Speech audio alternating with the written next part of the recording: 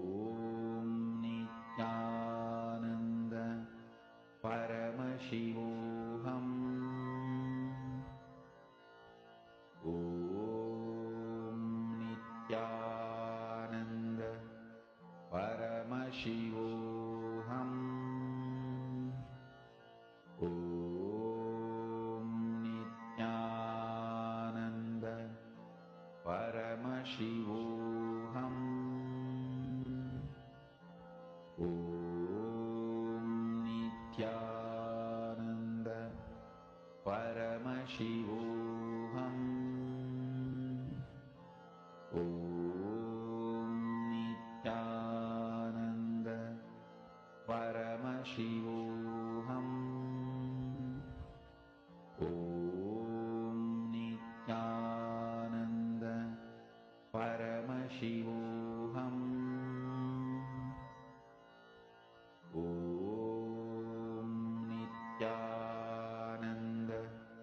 Om Nithyananda Paramashivoham. Om Nithyananda Paramashivoham. Om Nithyananda Paramashivoham. Om Nithyananda Paramashivoham. Om Nithyananda Paramashivoham. Om Nithyananda Paramashivoham.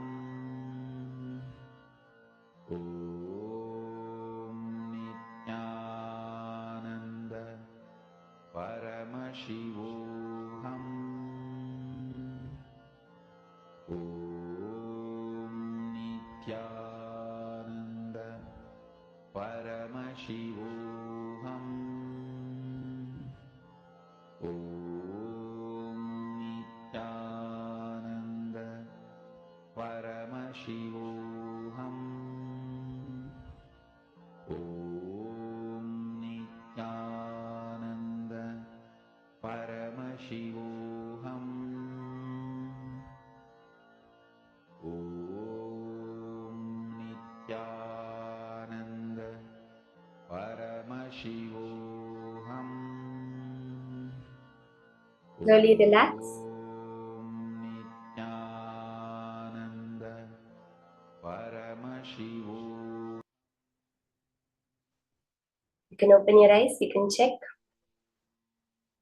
Connect to Swamiji intensely and open your palms now. So if you had a clasp, you can open it.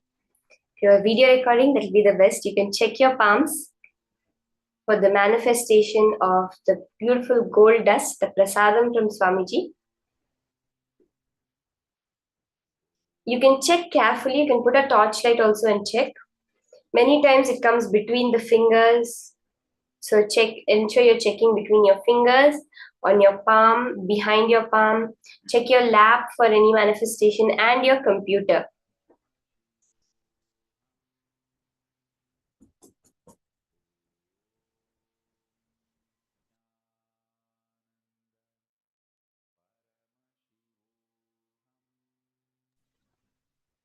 Verify it and post how Paramashiva has manifested. Many times you'll start off by feeling the intense heat in your palms. So you can check back on you can verify you felt that vibration or the heat in your palm means the materialization started. Throughout today, we'll be manifesting more and more of this power. So get ready for more of it. And now in the next session, we are going to be really delving deep and understanding this whole science of unclutching, which is the source for everything that you want in your life to happen. Let's now listen to these powerful cognitions from Swamiji on the science of unclutching.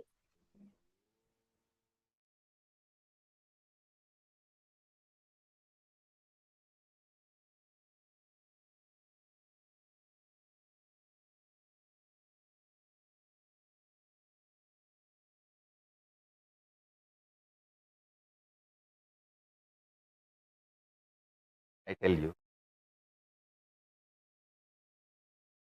Each of my gurus, they poured their life on me.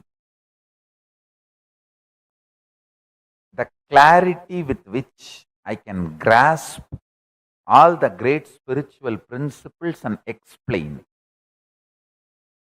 That is because of my ability to unclutch, which is the pure gift from Annamalai Swamigal.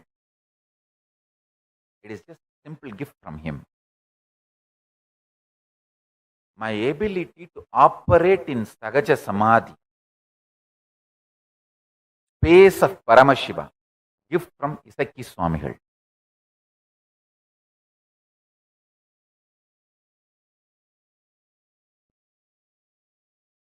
All my Guru's glory is only my life. My ability to be in Ajapa Japa state.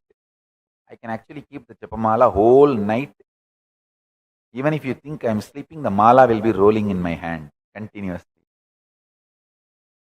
That is the gift given to me by Yogi Ram Surat Kumar.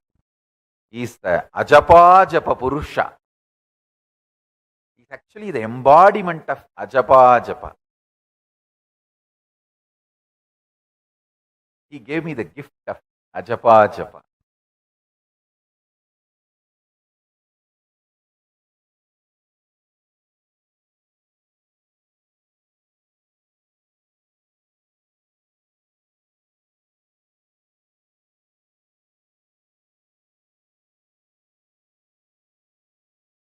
Peace alters the very DNA structure, genetic structure, the core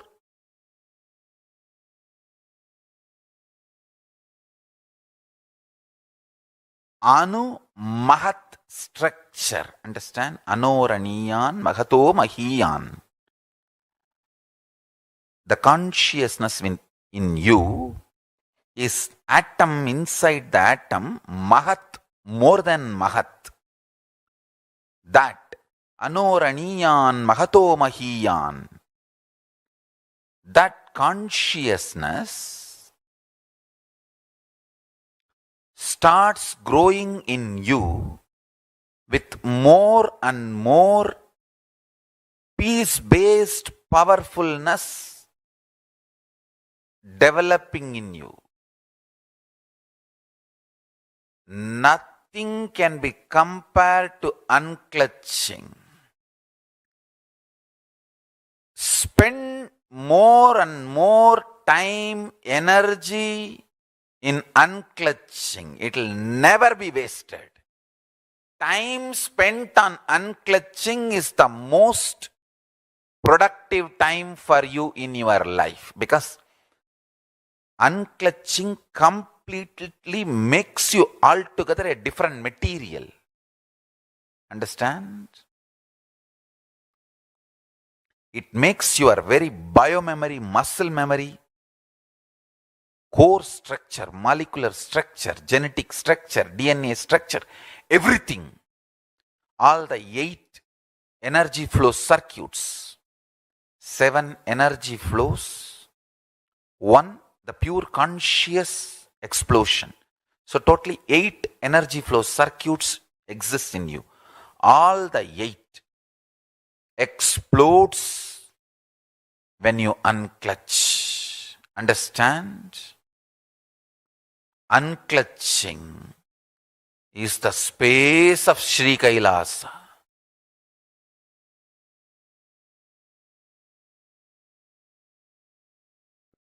Listen carefully. Categorization, generalization, judging. All this is taught to you as a science of life. But all this leads more and more delusion. Listen carefully. I wanted to put this on record clearly, generalizing, categorizing, classifying, passing judgments about people, about situation, about communities, about societies, about political parties, about the world happenings, all this is absolute delusion due to non-involvement. Delusion-based decisions are bound to lead to suffering and more ignorance. Life does not demand you to deal too much of information or too much of stress and the load and fear and insecurity. First, understand that your life needs only simple decisions from your Paramashanta Swarupa. For example, when you are thirsty, water bottle is there in front of you, just pick up the bottle and drink. If the water bottle is not there, get up, go to kitchen and get water and drink. That's all. Instead, you are being taught, oh, when you are weak, when you are feeling tired, when you are thirsty, you may be dehydrated, you will not have the enough strength in your biceps and muscles to pick up a glass and pick up the water and drink. Please start working out now. Take this protein powder, take this non-veg, take this, drink that blood, this muscles, this flesh, and build your body. So when you are thirsty, you can just get up and without any dehydration, difficulty, you can start drinking water. And to substantiate the statement we are making, we have thousands of studies, researches done on people.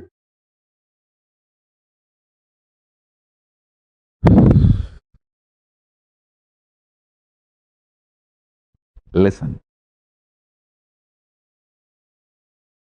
Practice this simple Paramashanta Swarupa for few days. Taste this ultimate silence for few days. Like these kids, when they are addicted to toffee, they will keep the toffee in the mouth all the time. When they need to go somewhere, they will take it and put the wrapper, keep it in the packet. They will go and do all their play and everything, and they will come back. When they are free again, they will take it and put it in the mouth and start tasting it. In Tamil villages, we used to say, kuchmitai. Just like how the kids enjoy the toffee whenever they are free, decide to enjoy the Paramashanta Swarupa, ultimate peace who is sitting inside you. Whenever you have time, just sit all that time happily in Paramashiva's space. Paramashanta. This whole cosmos is happening.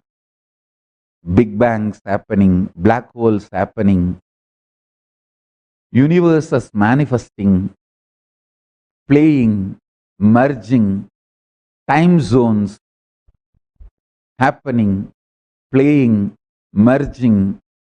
You are there in that Paramashanta Swarupa as Paramashiva, witnessing this whole drama.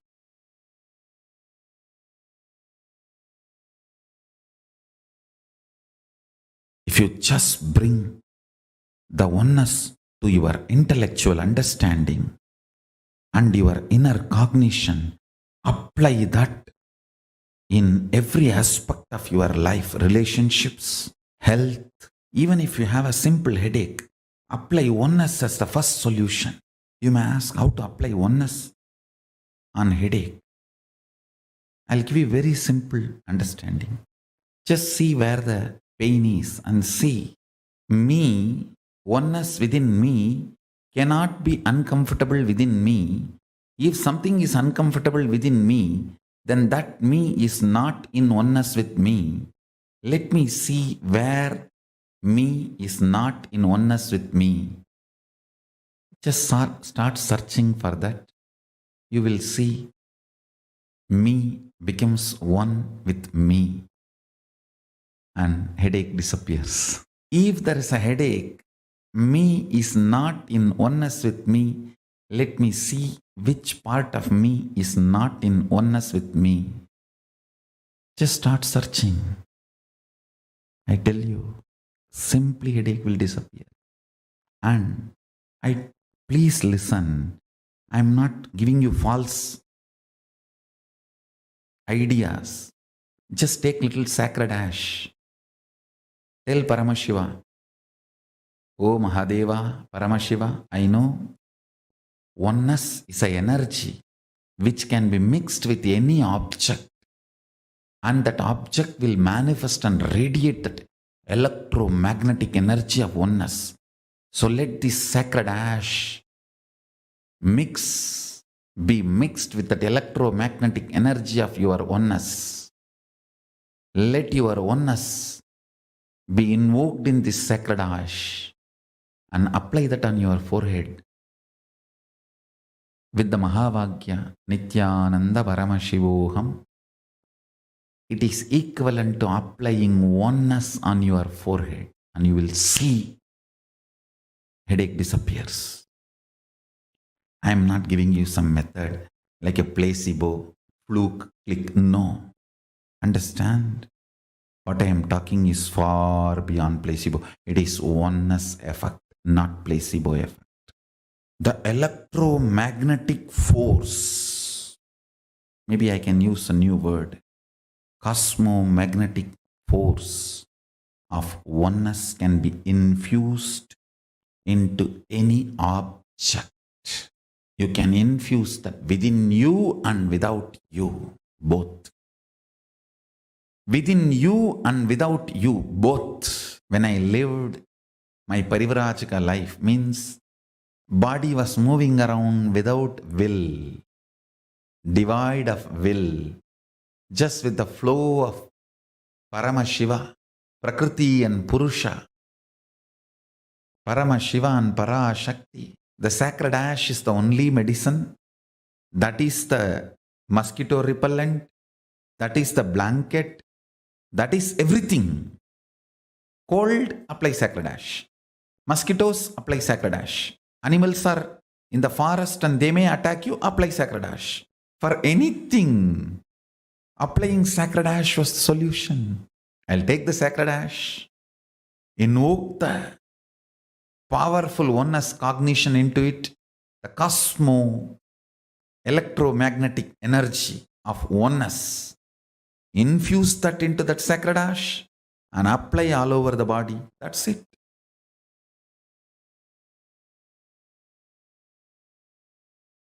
I tell you,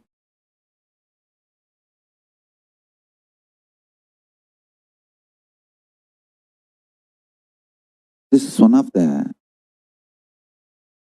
powerful Mahavagya I received from Annamalai Swamigal. This is, I should say, that from the Ramana Sampradaya, the tradition, ecosystem of Bhagavan Sri Ramana Maharshi. Very casually, he put this in me. Deham naham, koham soham. Like how in the schools you learn Baba, black sheep. See, the rhymes you learn plays a major role in your thinking. Don't think rhymes are just funny. This is the most beautiful rhyme for enlightenment I learned. Deham naham, koham soham. Deham means body, naham, I am not. then koham, who am I? Soham, Paramashiva is me. I can say that I just can build full-fledged temple for Annamalai Swamigal, just putting this one rhyme inside my head. Even while I walk to the restroom, the schools, they will give an interval break, 10 minutes. You have to run to the restroom and come back. Even while running to the restroom, I will sing this only. Deham naham koham soham.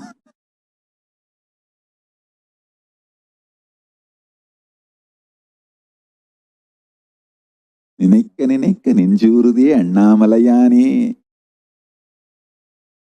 Un mannin mahimayo.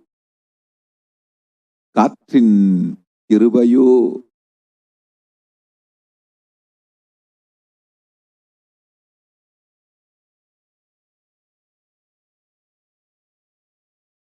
Listen, the rhymes you cherish inside you matters. The words you cherish inside you matters. The words you cherish inside you for 6 months will become reality within a year. At least it will become like a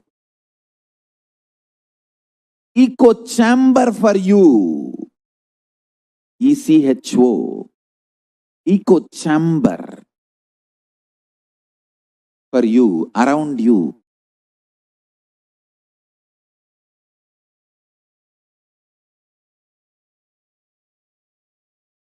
These rhymes, these great beings have put inside my head so casually.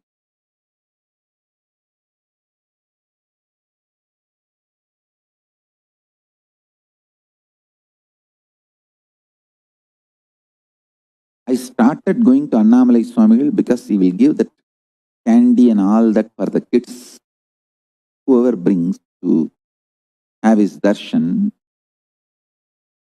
candy and other sweet, he will give it to all those kids.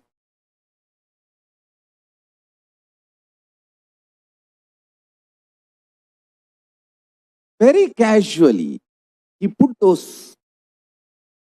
these great truths inside my head. If you know little Sanskrit, you will understand this 4 word is the essence of whole Hinduism. Deham means body. Naham, not my core, me. Me. Deham is mine, but not me. Naham, koham, then who am I?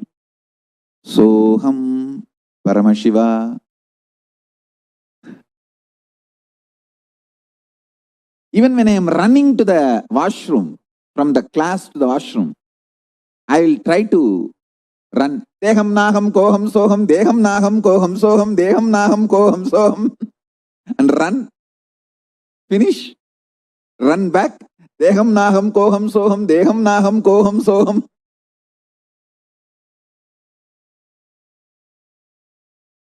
This constantly going on with this created a kind of an echo chamber around me.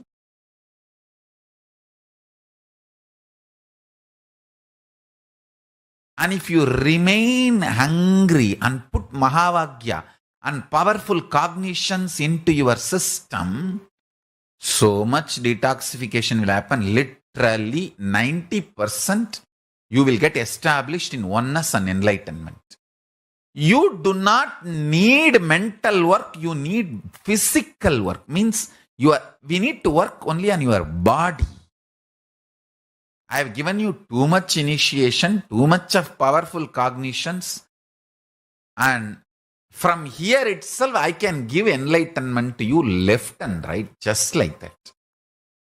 It's not at all a big job. In English, what you say? Piece of cake. You use any word. Just, I need your body to be detoxified. So when I pour me in you, you can hold. It is literally cosmic union. I can make the cosmic union happen with any one of you at any time now, especially with this whole vibration of that love. That is why I insist on you moving to liquid diet, at least next for 21 days. Liquid diet, chanting of Mahavagya. Vibrate yourself with the Mahavagya, Om Nithyananda Paramashivoham, and spend as much time as possible with oneness capsules and satsangs, these powerful cognitions. And I tell you, these powerful cognitions will get rooted in your biomemory. When you don't give the job of grinding food to your intestine, see, you have 3 things 24 hours happening in you: blood circulation, breathing, digestion. You cannot stop blood circulation. You cannot stop breathing. But if you just reduce the load of digestion, both get impacted. The breathing becomes very deep and the whole blood circulation becomes so pure. Consciousness, the pure Paramashiva, starts reflecting in your system more powerfully in a higher frequency. I am giving you all the real secrets of Raja Vidya. I am giving you all the original secrets revealed by Paramashiva to Devi, Devi to Vishnu, Vishnu to Brahma, Brahma to Surya, Surya to that whole Surya Vamsa. And what Krishna says in Bhagavad Gita, that he gave these signs to Surya, and from Surya to Ikshvaku, Ikshvaku to Manu, and the whole Sampradaya, Surya Vamsa, Sarvanyapita. That whole parampara, whatever secret was stored with that kings, that Raja Vidya I am giving you. Work on body. Only middle class people work on mind. Kings, elite people work on body. Work on body, I am telling you. Middle class people eat and waste their life. Royal elite people don't eat. Just drink, build the body. Strong nervous system to hold the highest version of Paramashiva's love. The highest version of Paramashiva's love I tasted in my life, Arunagiri Yogi Ishvara, my Guru. The love was so much. Never I felt insecure that will I be able to execute all his instructions, all his command, all his words. I just know I have to make his words into reality. I have to strategize whatever he wants. I have to strategize and make it happen. That's all.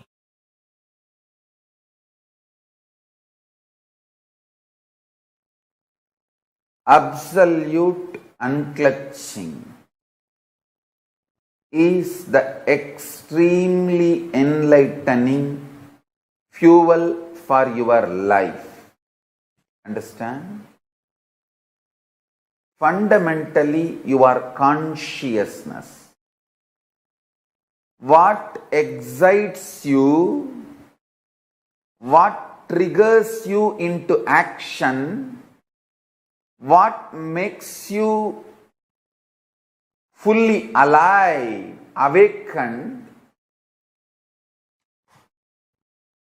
that is your resource, your fuel. Listen. Your fuel.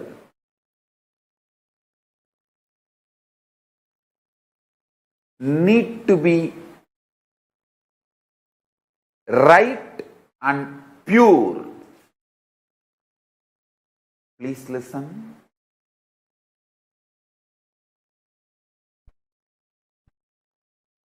If you use the right fuel, right resource to excite you, inspire you, energize you, you will have respect for yourself.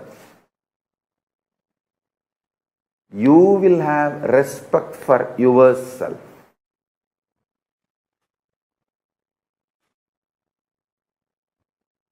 I tell you.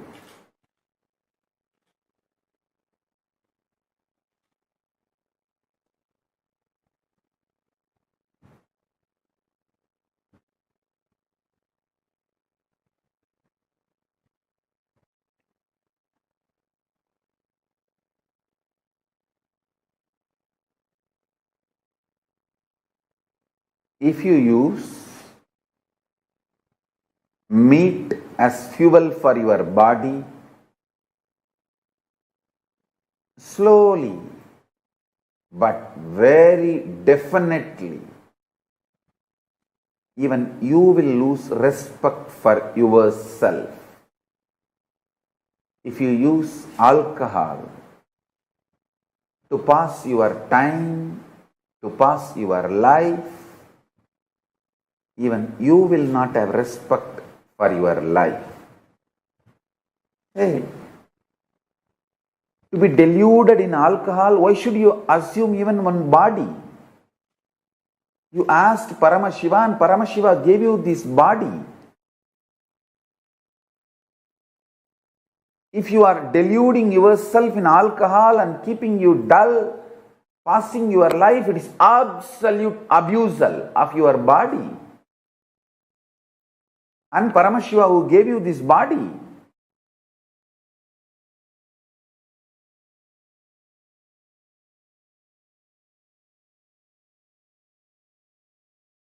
Understand?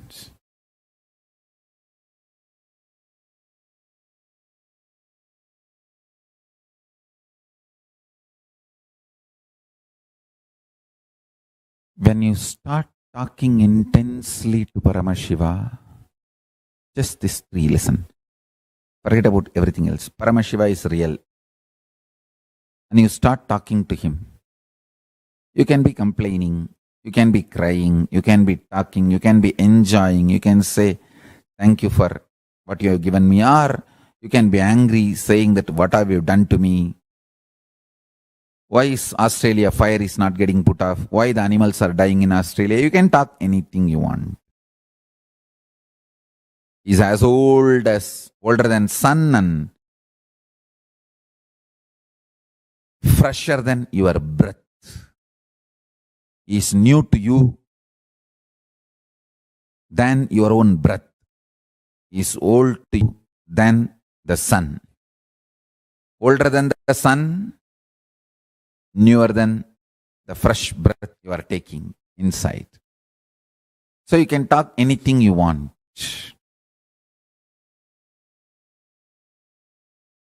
Remember one thing, cognizing is real, and then whatever you talk to him and whatever response he does, sometimes he will give verbal response, sometimes he will fulfill your prayers, sometimes he will pour intense paramashanta state in you. All is his response. Anything you do will only wake you up to the reality he is real and he is ultimate. That's it. I have given the essence of everything. State, space, powers, being, superconsciousness and Sri Kailasa of Paramashiva. All the 6 aspects I have given in this 1-3 line. Paramashiva is real. The ultimate is real. And start talking to him intensely.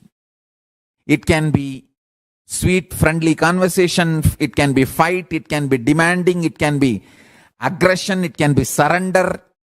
It can be screaming. It can be anything. know that he is real and go on internally talking to him. Before sipping cup of coffee, tell him, Swamiji, here is a sweet coffee. Enjoy. Before falling asleep, tell him, I am resting in you. Make my brain fall in tune so I manifest you. Go on and on and on. I tell you. Listen to this. Once you feel you are dreaming, and after that, even if you slip into dreams, all those dreams only leads you to waking up state. Only once you remember, I think I am dreaming and it's not all real. Even if you don't wake up and fall, you slip into the dream again.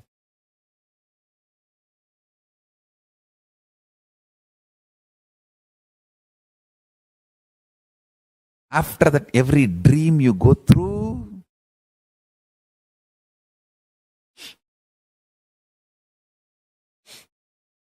will only lead you to wake up. You will only wake up.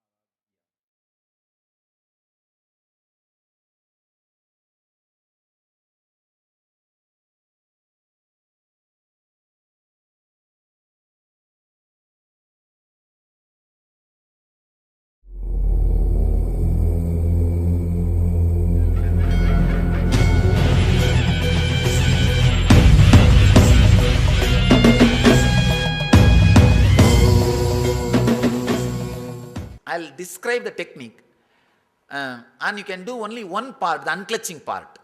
See, the technique is 5 steps. The first step, it's like a preparing you. The 3 steps are just preparation.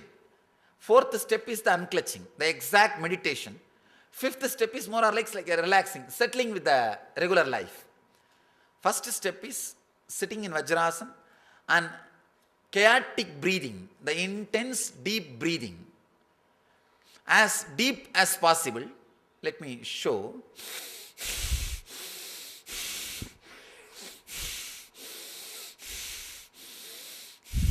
As deep as possible. First 7 minutes. This, as fast as possible. The second step, it's one kind of a pranayama. Second step, intense humming. Let me show.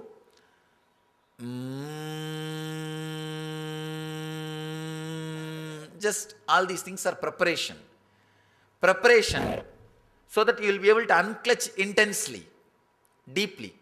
The third step, putting your awareness on every energy center for 1 minute.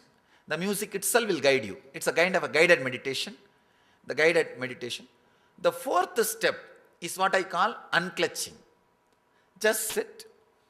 Because of these 3 steps, so many things should have been released in your system. All those things will be leaving in your system. Whatever happens, whatever comes up, just unclutch. Do not give meaning to it. Do not give meaning to it. Just unclutch whatever happens, maybe for 7 to 8 minutes. You may think, is it enough? 7 to 8 minutes, and intense unclutching is more than enough to keep that energy whole day. Just intensely unclutch, and whole day you will have that remembrance. Let me unclutch. Let me unclutch. That's all we need. That's all we need. The 4th step is unclutching. The 5th step, just sit. There will be a simple music. There will be very silent music, very simple music, nothing related to mystic or any spiritual, just relaxing, settling with your body and preparing for your day-to-day routine. This is the 5th step. Now we can do just the 4th step. Now we can do just the 4th step. Maybe 10 minutes, try. You don't have to struggle. You don't have to have any difficulty. Just see the any thought rises in you, just unclutch. Just see the thoughts are unclutched. See the thoughts. The words are not given any meaning. You just see. The moment a thought comes, you unclutch. There will be small gap. Immediately your mind will say, no, I am having thought, or I am having silence. Unclutch from that thought to any thought comes up to your conscious radar. Anything comes up, immediately unclutch. For few seconds after unclutching, the moment you use the word idea unclutching, few seconds you may have the gap. Again something will raise. Then again use the word unclutching. In the initial level it will be like again and again you may have to repeat. But in few minutes it will settle down. The gap will become more. You may not need to repeat the word or idea unclutching again and again. You can try for next. Third step, putting your awareness on every energy center for 1 minute, the chakras. Now please close your eyes. We will practice only unclutching. Just close your eyes and relax.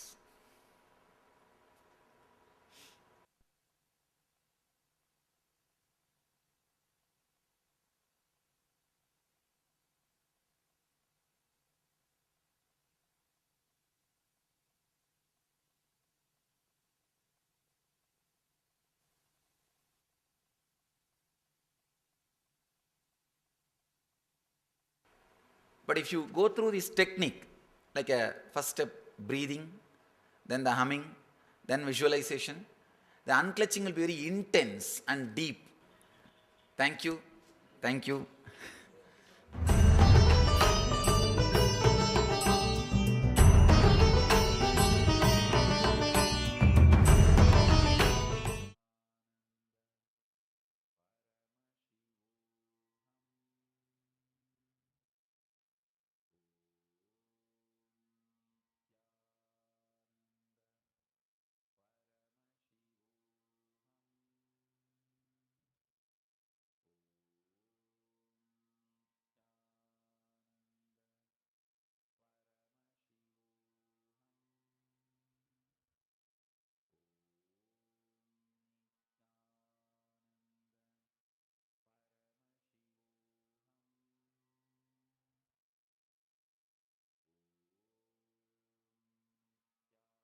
Now, what Swamiji revealed is a very, very beautiful technique for unclutching. We all listen to the signs of unclutching, and also Swamiji revealed to us the technique of how you can unclutch, right? Now, I request all the participants to share what is unclutching. Can I request every one of you here to share? What is unclutching according to you? Jan Shangaya, Kixi Wong, Zizi Peng. Can I request every one of you to share? What is unclutching?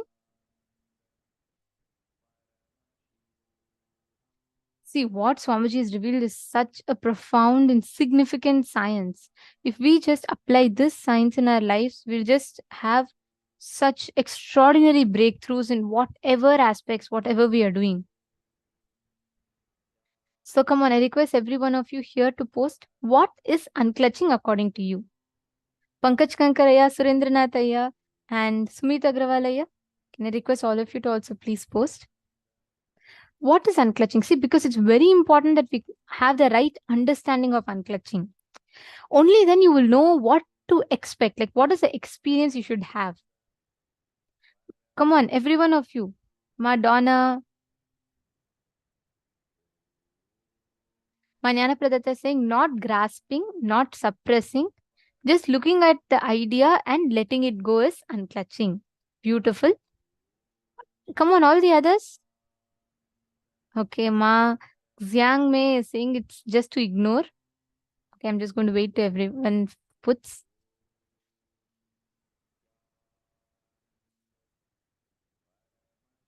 Come on, others, how about you all? Ma Wanjia. Everyone, can I request all of you to post what is unclutching?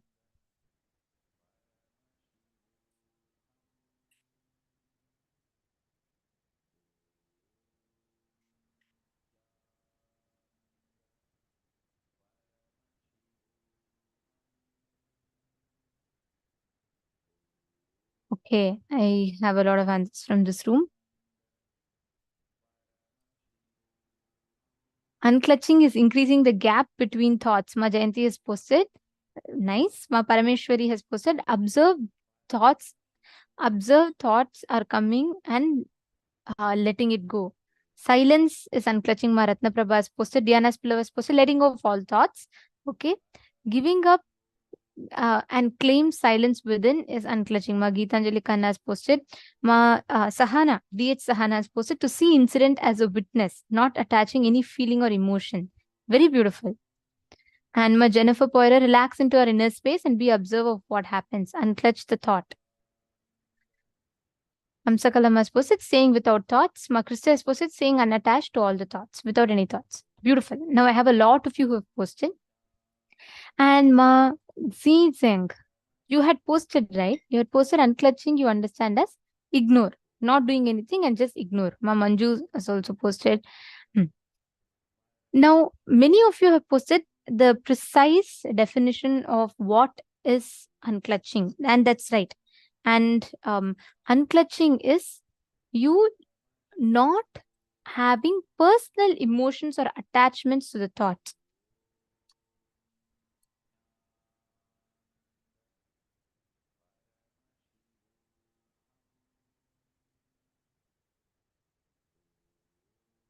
Any personal attachment to the thoughts that you have. See, generally what happens, imagine you're sitting here, you're observing something, you're listening to something, you're learning something, and then what happens?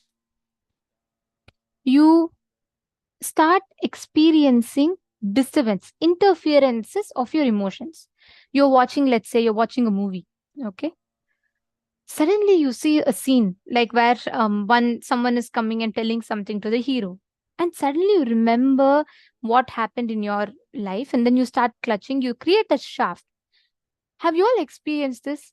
Whenever you are very depressed, right, you will remember suddenly like a shaft of one after the other, the series of all the painful moments of your life, correct? Even in between, if something great and big had happened, you will not even consider it as something big. You will only remember all the bad things that happened.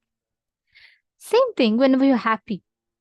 Instantaneously, you will forget all the moments of sadness and wherever you had, you were at loss or something. You will forget all of them.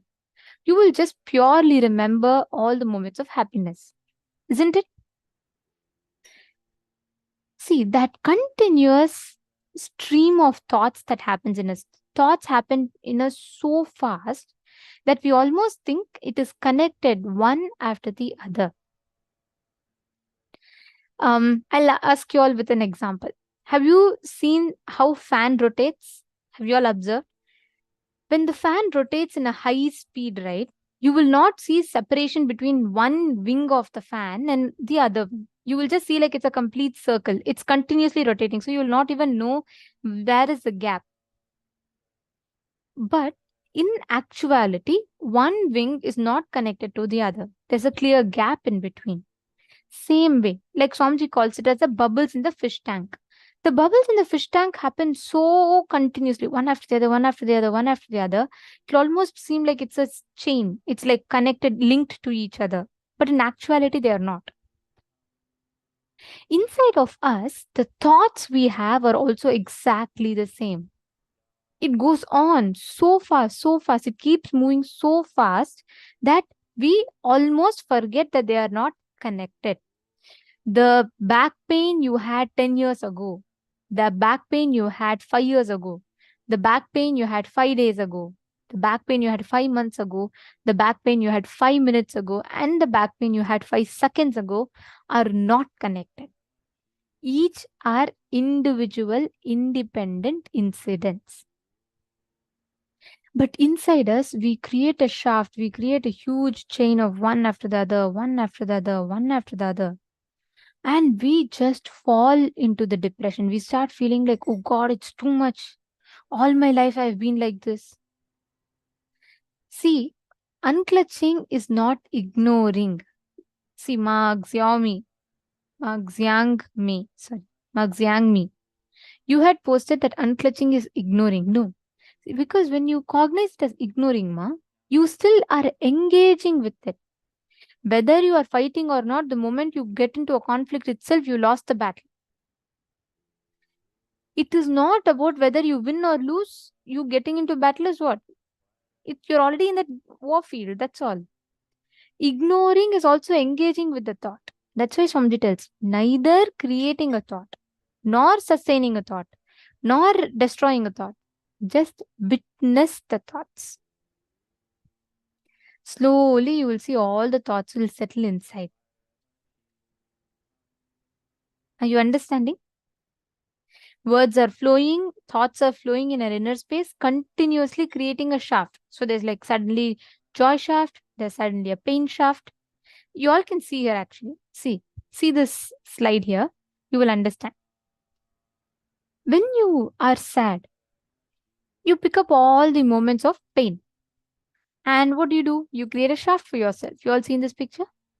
You create a pain shaft, the black ones. So you forget all the joy shafts and you create a shaft with just the pain shaft. Now, when you're happy, you only pick the joyful moments and you create a joy shaft. Now, the problem is our whole life goes just juggling between joy, pain, joy, pain, joy, pain. We create independent tracks and we get stuck to it. Unclutching is neither creating joy shaft nor creating pain shaft. It is just sitting, experiencing and raising yourself to the highest frequency. Any thought comes, do not clutch. Do not clutch it with your past experience. Do not clutch it with your past suffering or joy. When words come out of your being, instead of giving meaning to it, just see the source of the sound. See where it is coming. Start observing the base, the source thought currents of it. Understanding?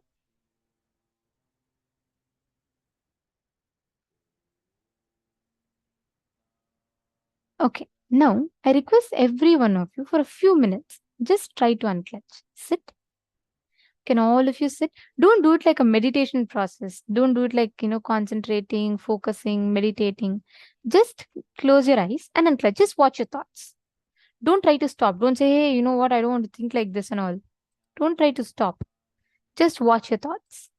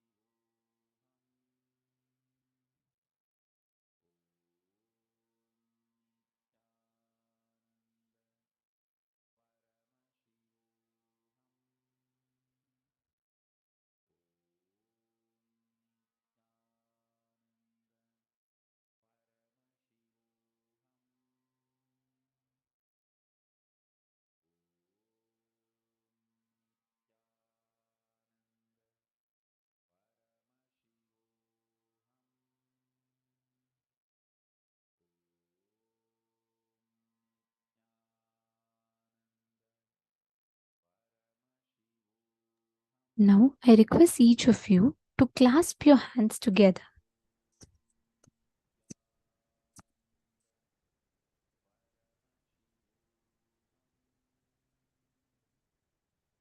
Please clasp your palms together. And in this unclutching itself, you can manifest the power.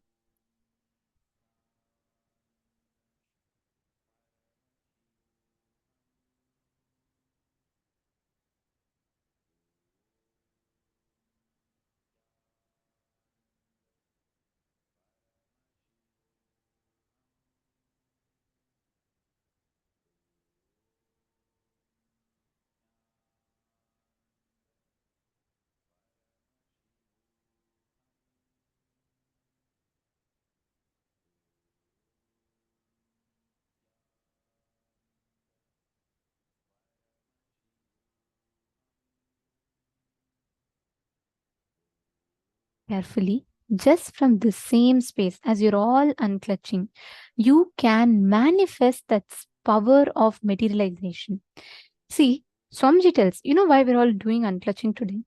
Only when you unclutch from your current identity, you move up, higher up, to manifest the higher planes of your existence. Only when you break through yourself from this space, you manifest the higher breakthroughs in life. You're understanding? So you all just sit now, put your hands together and chant the Mahavakya and intensely create. You're making from antimatter to matter.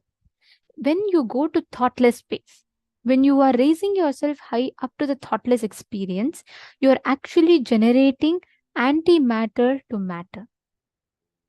All the antimatter, you're making that into matter, and you're converting matter into antimatter when you're teleporting.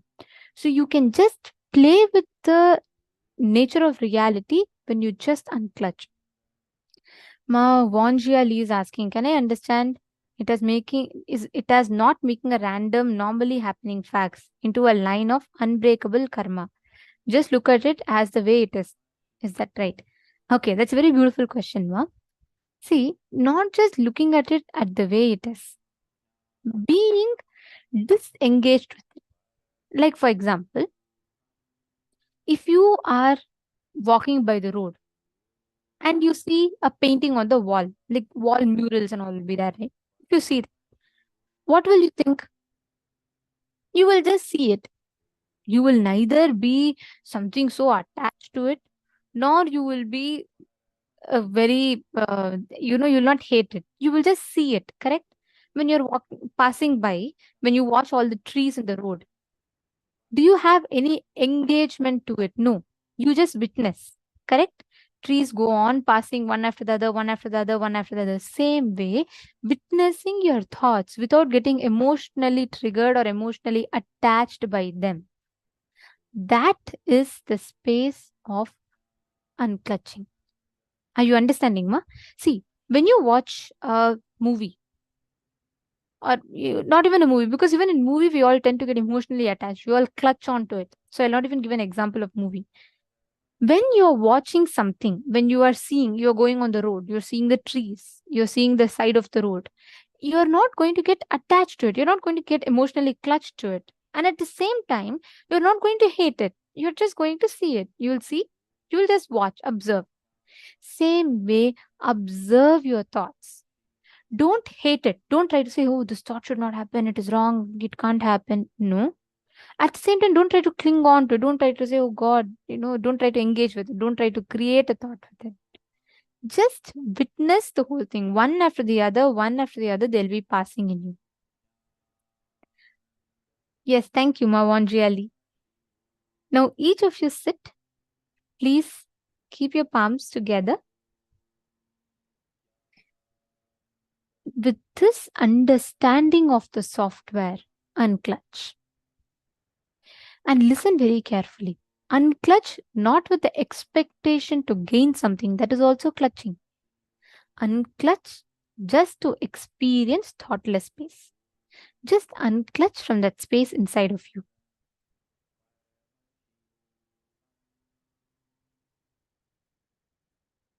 Chant the Mahavakya.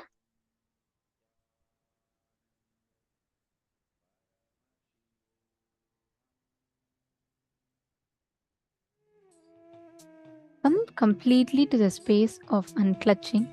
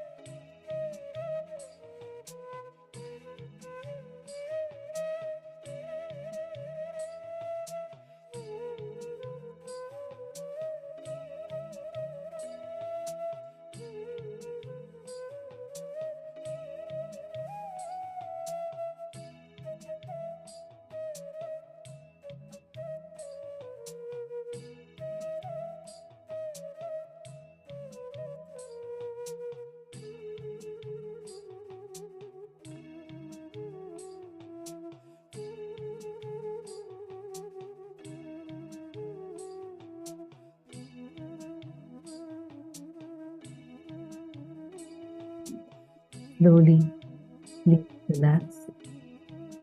Please check your palms and see if you have materialized. Take a few minutes and kindly check it. Now, all of us are going to be entering into the next session. And in this session, Swamiji is going to be revealing to all of us about a very, very powerful state of your consciousness and your body, which is the Navakanda Yoga Samādhi. So intensely listen to this. And if you have any questions, feel free to ask. All of you can post it in the chat. But first, listen intensely to this revelation now from Swamiji.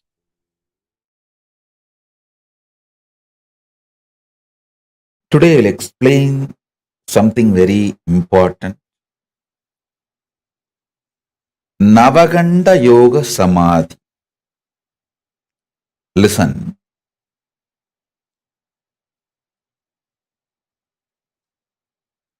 Listen to this word, Navakanda Yoga Samādhi.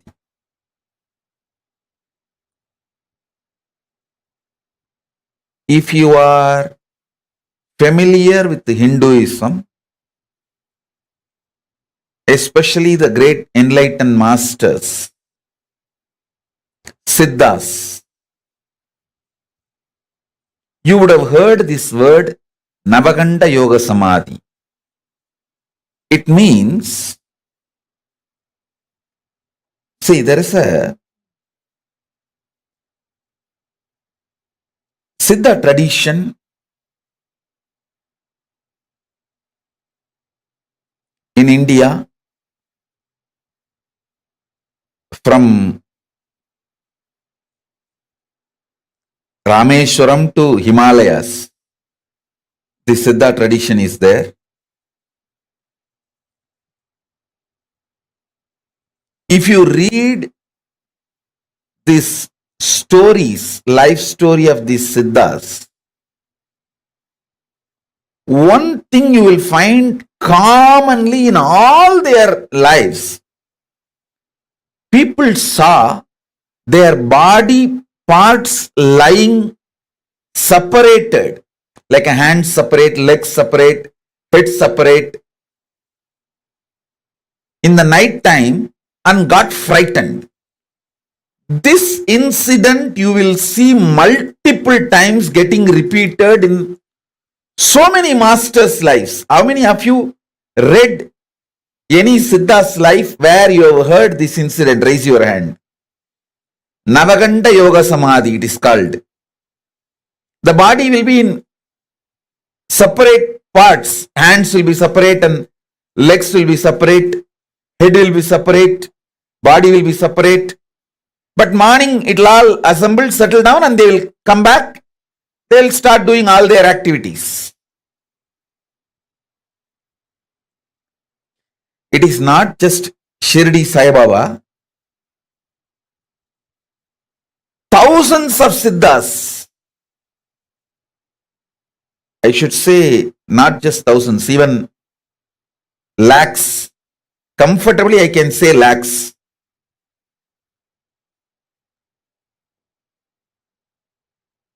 I'll tell you the important secret of this Navakanda Yogam.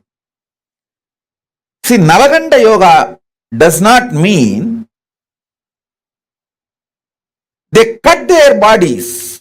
Listen carefully. Kanda means cut. Akanda means uncut. Navakanda means 9 cut. Nava means 9. Kanda means pieces, cut. If you actually make a 9 cut on the body, it will be 10 pieces. 9 cut, 10 piece. This is called Navakanda Yoga. Listen. Navakanda Yoga does not mean actually the body is cut. I'll tell you what happens. This you need to be very, very intense. Listen to this. All of you listen. I'll explain about this Navakanda Yoga. See, your ears can hear only certain frequency. What is the decibel? Below the decibel you can't hear, above the decibel also you can't hear. Same way, your eyes cannot see below certain frequency light and above certain frequency light. See, light waves, below certain frequency your eyes cannot see. Above that certain frequency your eyes cannot see. How many of you understand this? Human beings can detect the sounds only the frequency of 20 Hz to 20 kHz.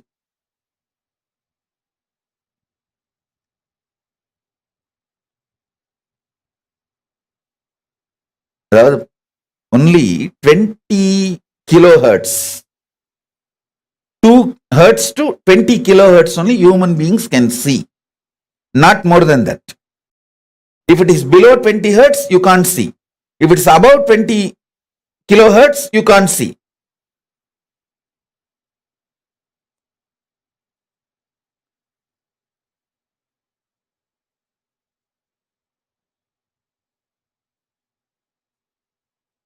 I want all of you to understand this. Same way, only 400 nm to 700 nm eyes can see. Below 400 nm eyes cannot see. Above 700 nm eyes cannot see.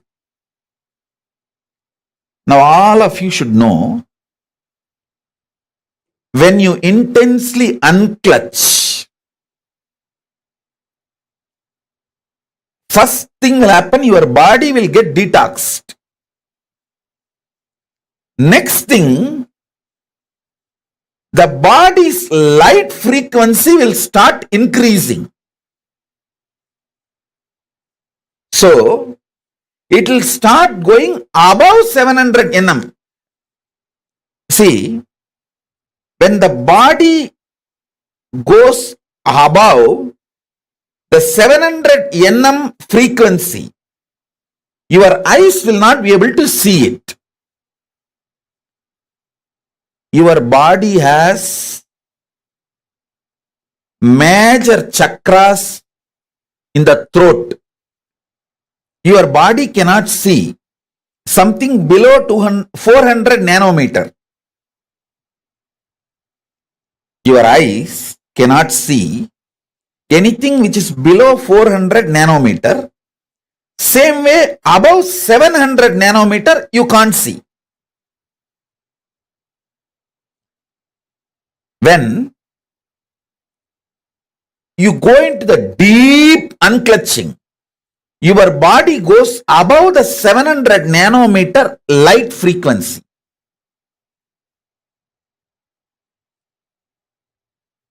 If your whole body has gone above the 700 nanometer frequency, completely nobody can see you.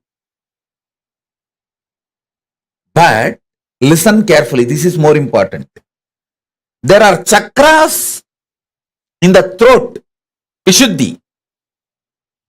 And the chakras in this part, see this knee as a chakra, this knee as a chakra. This Vishuddhi and this two chakra and on the leg, knees also. This both knees also have a chakra. Listen carefully. The chakra in the knees of the leg, 2. Chakra in the knees of the hand, 2. 4. Chakra in the shoulder, 6. Chakra in the throat, 7. And in this 7 chakra, listen carefully. I am not talking about the Mooladhara, Swadhisthana, Anahata, Vishuddhyanya. No. I am not talking those chakras. I am talking about the these are all actually minor chakras. There are 7 major chakra in your body and 14 minor chakras. These are like a chakras in the shoulder, elbow, both the knees. These are called minor chakras. These chakras will jump beyond the 700 nanometer quickly. But the remaining part of the body will take 3-4 hours to cross the 700 nanometer. Understand very carefully. These chakras, they will cross the 700 nanometer within, I am giving you example, 1 hour of falling into Nirvikalpa Samadhi. But this part to cross 700 nanometer will take another 3 hours. That is the time when you see body will be seen as a 10 pieces. Because this part will not be seen. It is actually not cut. This part will not be seen, and this part will not be seen, and the neck will not be seen. Head will be seen. Body will be seen. Knee will not be seen, but the leg will be seen. How many of you are understanding what I am saying? This is what exactly is the Navakanda Yoga. Body is not cut to pieces. All of you understand, body is not actually cut to pieces. But these chakras, they cross 700 nanometer. But the body will not cross that 700 nanometer. So what happens? When you see, you will see the parts of the body. You will see the full hand, but not the knee. You will see this part, but not the shoulder. You will see the body, and neck, head also will be seen, but not the neck. Neck will not be there. You will see the thighs, but knees will not be there. You will see the foreleg, but the knees will not be there. So in this way, body will be there as cut in 9 places, 10 pieces. That is what is called Navakanda Yoga.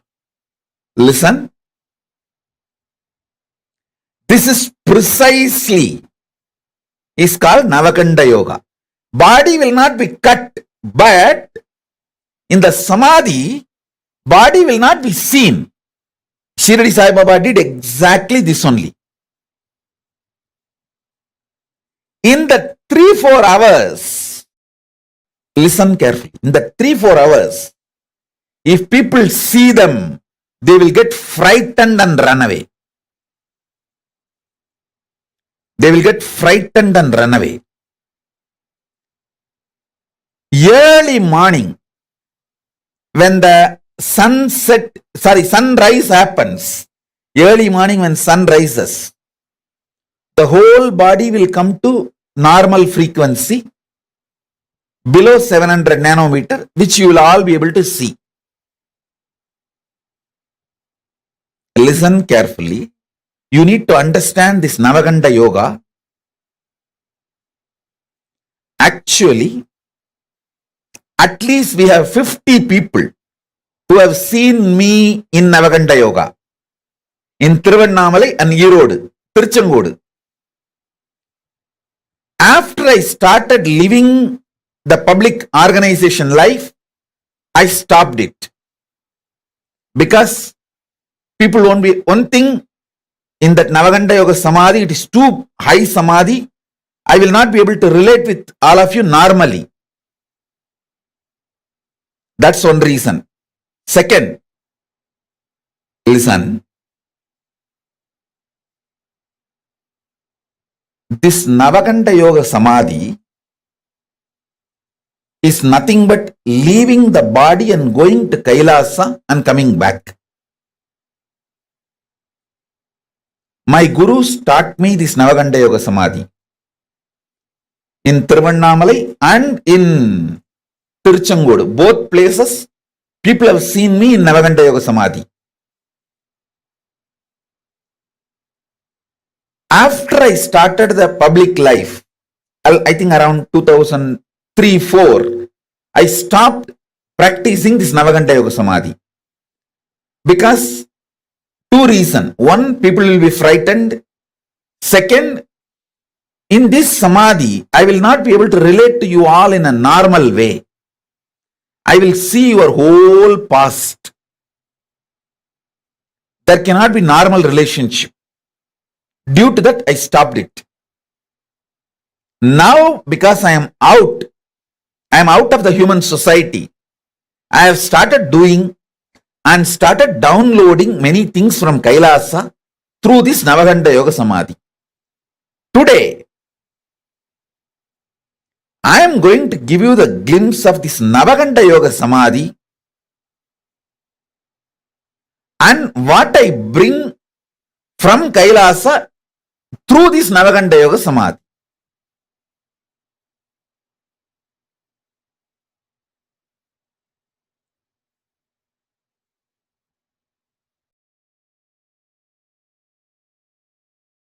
Listen.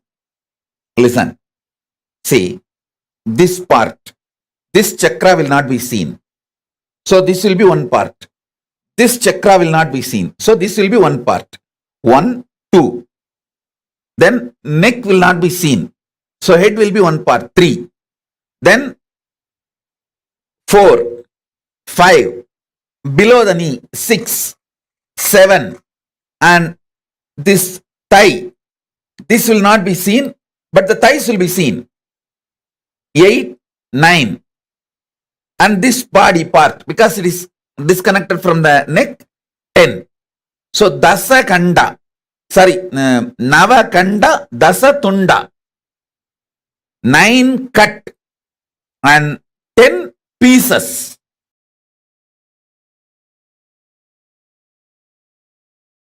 What is being played here is not music, it's a mantra. The great Siddhas, enlightened beings from whom this Navakanda Yoga Samādhi science is taken, their verses in native language, this is called Prakrita, senior to Tamil, senior to Sanskrit, there is a language called Prakrita. These verses are from that Prakrit. The masters who gave this Navakanda Yoga Samādhi to me, it is their verses. It's like a mantra. It's not music. So please sit with this vibration.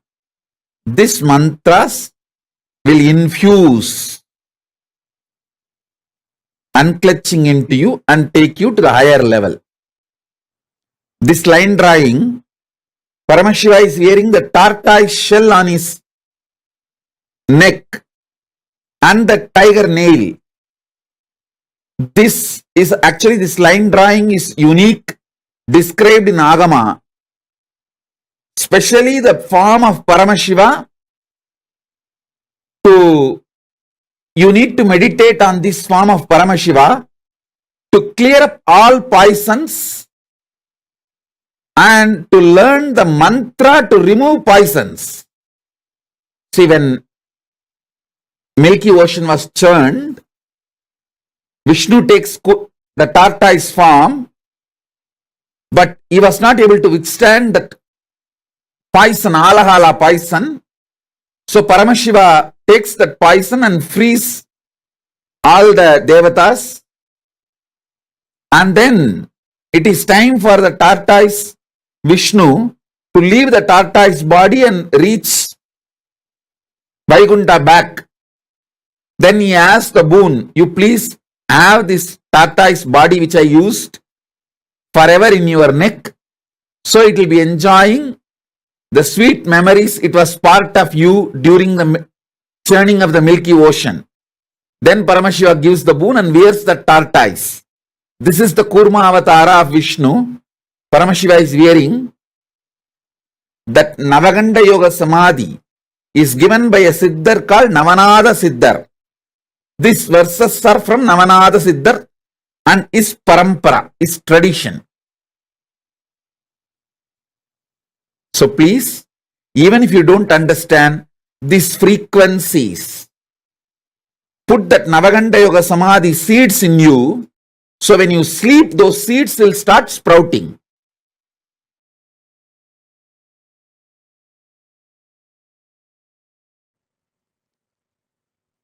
Will persistence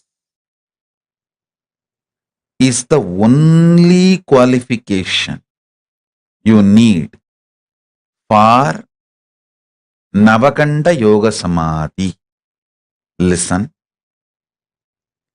Will persistence. Understand? I was just sitting and meditating. Why some people get only Nirvikalpa Samadhi? Why some people get Navakanda Yoga Samadhi? Because Navakanda Yoga Samadhi is higher than what you understand as Nirvikalpa Samadhi. See, Nirvikalpa Samadhi is highest Samadhi your consciousness can achieve. That is enough for enlightenment and to reach Mahā KAILΑSA, everything. But Navakanda Yoga Samadhi is something like that. Nirvikalpa Samadhi filling your whole body, even physical body. And the physical body entering into the consciousness of Nirvikalpa Samadhi and raising to the Mahā KAILASA's frequency with the body. So naturally,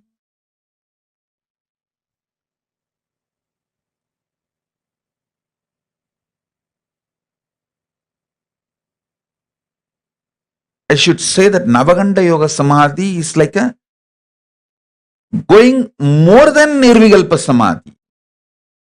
Listen. Many people achieve Nirvikalpa Samadhi and be satisfied with it. That is like tamarind fruit. The inside that fruit is ripe and it naturally gets detached from the shell.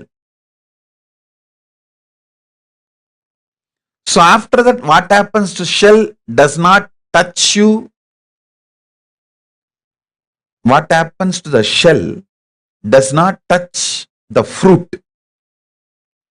Same way, once your consciousness is ripe, what happens to the body does not touch you.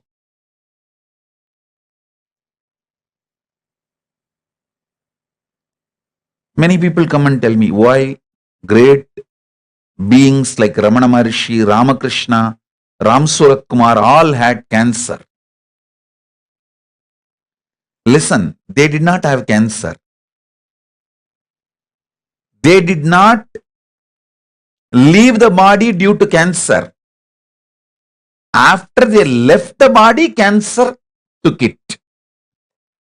They decided to leave the body. So something has to happen to the physical body to go back to the earth. So cancer took it back to earth. So be very clear.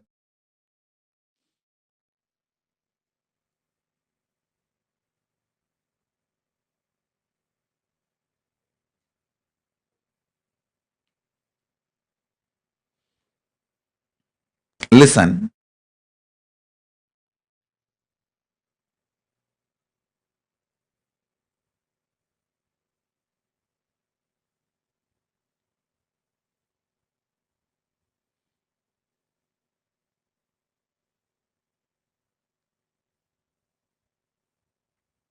You need to elaborately understand this Nirvikalpa Samadhi and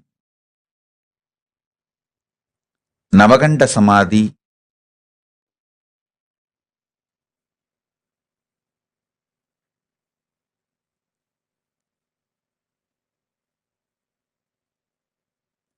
Nirvikalpa Samadhi is your consciousness ripening. Navakanda Samadhi is even your body.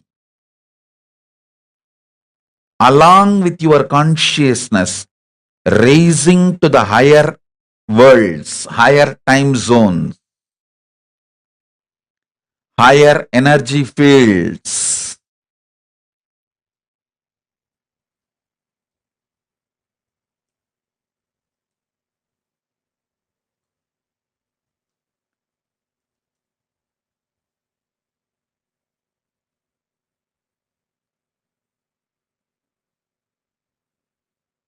People who mastered Navakanda Samadhi only go to the higher worlds and bring the great gifts from the higher worlds and share it with us all, with the human level. So Navakanda Samadhi is something furthering of Nirvikalpa Samadhi. Listen.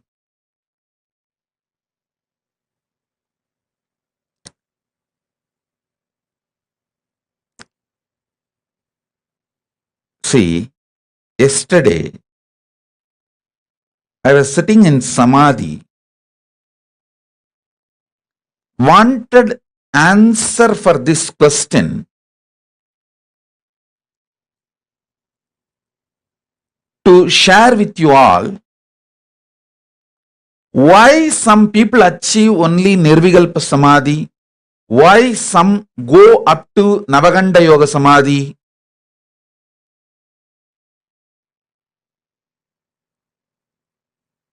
What is the ingredient, unique,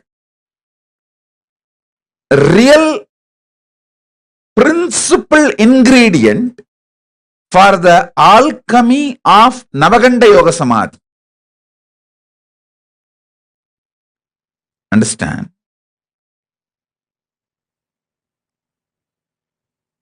Unique, principal, primordial, or I should say that true, right, source reason for someone to travel to Navakanda Samadhi. How Paramashiva decides to give Navakanda Samadhi to some people? Why he gives Navakanda Samadhi to some people? I saw clearly, the Paramashiva revealed the reason clearly. It is sheer will persistence.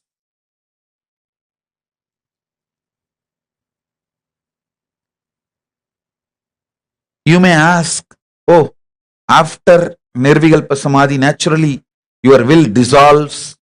Then how can you have a will persistence? Listen. Will dissolves into Paramashiva's will does not mean your will disappears. Fish may be inside the ocean, but it gets the right to swim on the top or the bottom. It can go to the depth of the ocean or it can just swim on the shallow waters. The freedom exists even in Navakanda, in Nirvikalpa Samadhi. This may be new information for you, but that's the truth.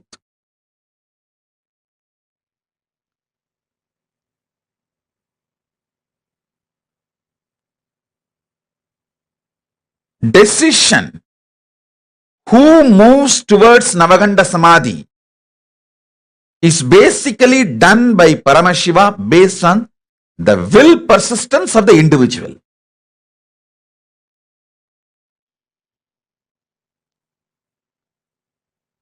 Listen carefully.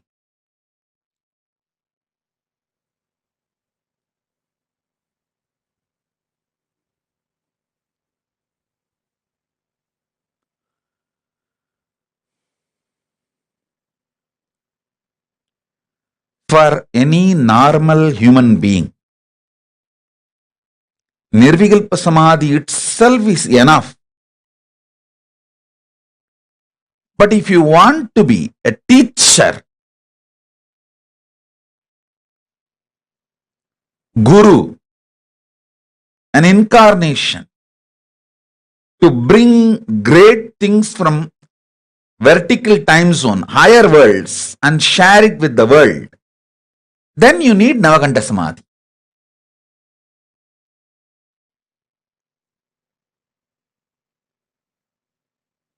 Then naturally you need Navakanda Samadhi.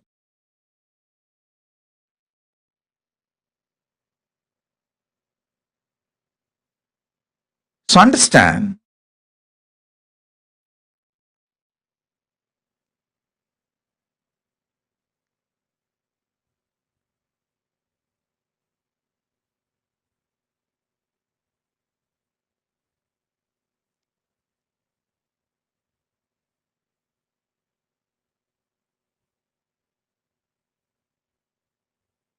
you may ask why masters like Vadalur Vallalar, Ramalinga Swami took the body.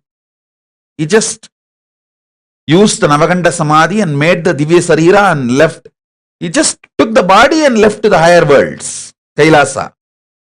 But masters like Ramana Maharshi, Ramakrishna left the body here and went. Please be very clear. Never ever compare these great beings with your pea brain or rat brain, peanut sized brain. No, don't do that mess. Maybe Ramana Maharshi thought leaving his body here in the planet Earth will continue to help millions of seekers. I tell you, just Ramana Maharshi's body alone is such a powerful Jnanagarbha. Such powerful Jnanagarbha. Unimaginable Jnanagarbha.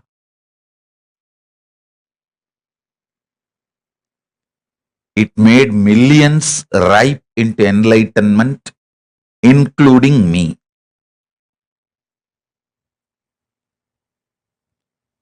If Ramana Maharshi has taken his body, like Vadalur Ramalinga Swami, surely it would have been a great loss. So they have their own reason.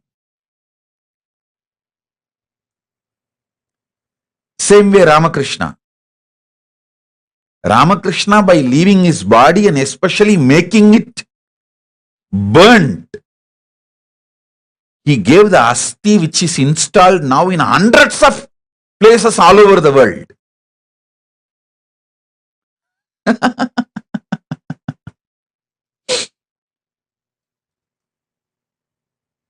So each one of them have their own reason.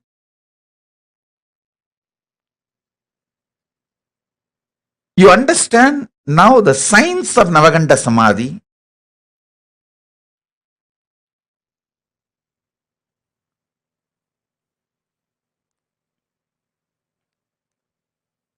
Fundamental qualification is will persistence. Listen.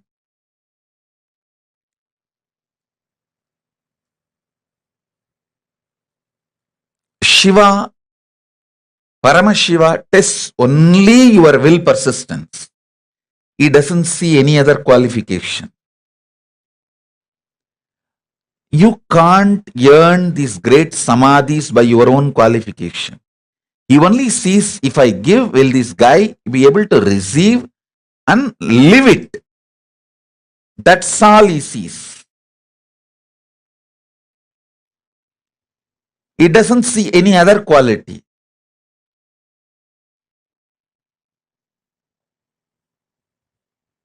He tests your devotion. That's all, nothing else. Devotion means will persistence. That's all, nothing else. Navakanda Yoga Samadhi can happen in you just by breathing along with me in same rhythm, same tune. Nothing more is needed. Sit with me, breathe in the same rhythm, same tune, same mode. The vibrations I am creating while I am inhaling and exhaling, it can just penetrate your inhaling and exhaling. Go and sit inside your consciousness and manifest as Navakanda Yoga Samādhi. That's it.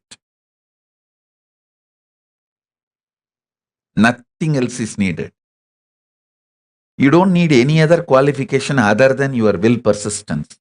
That is why your will persistence is thoroughly tested. By your own effort, you can't get it. It has to be only given from guru to disciple, because I myself got it from my gurus. I did not make it on my own. Human beings can't make it on their own. It is that kind of a highest frequency, wavelength experience.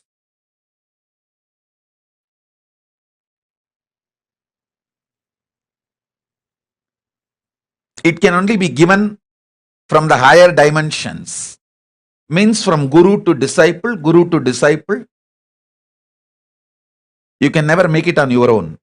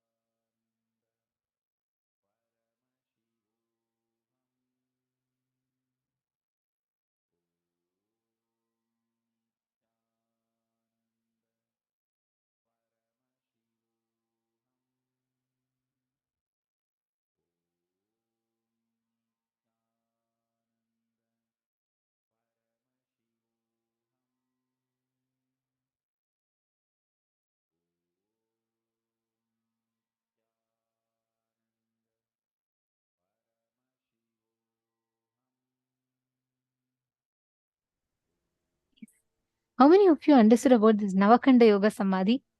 What did you all understand? Can I request each of you to share? This was just like mind blowing, right? It was just phenomenal. The way Swamiji described it, I have never heard it till Swamiji said it. Like about how the people, they all literally the enlightened masters, sorry, not people, the enlightened masters, they raise themselves to such high frequency that they are literally in that frequency where their whole body crosses at 700 nanometer wavelength.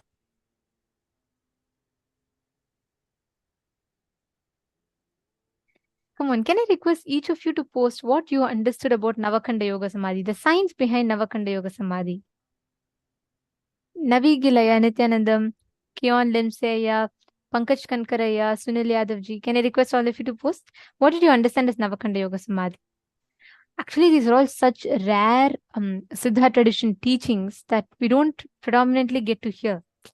These, even in the rare teachings of Hinduism, this is even more rare to understand about these type of samadhis, and you don't get much information on Google or anywhere. Swamiji is reviving these like ancient truths for us, giving it to us in a way that we can understand. Sunira was saying it takes will, persistence, and it needs to be initiated by a guru. That's right.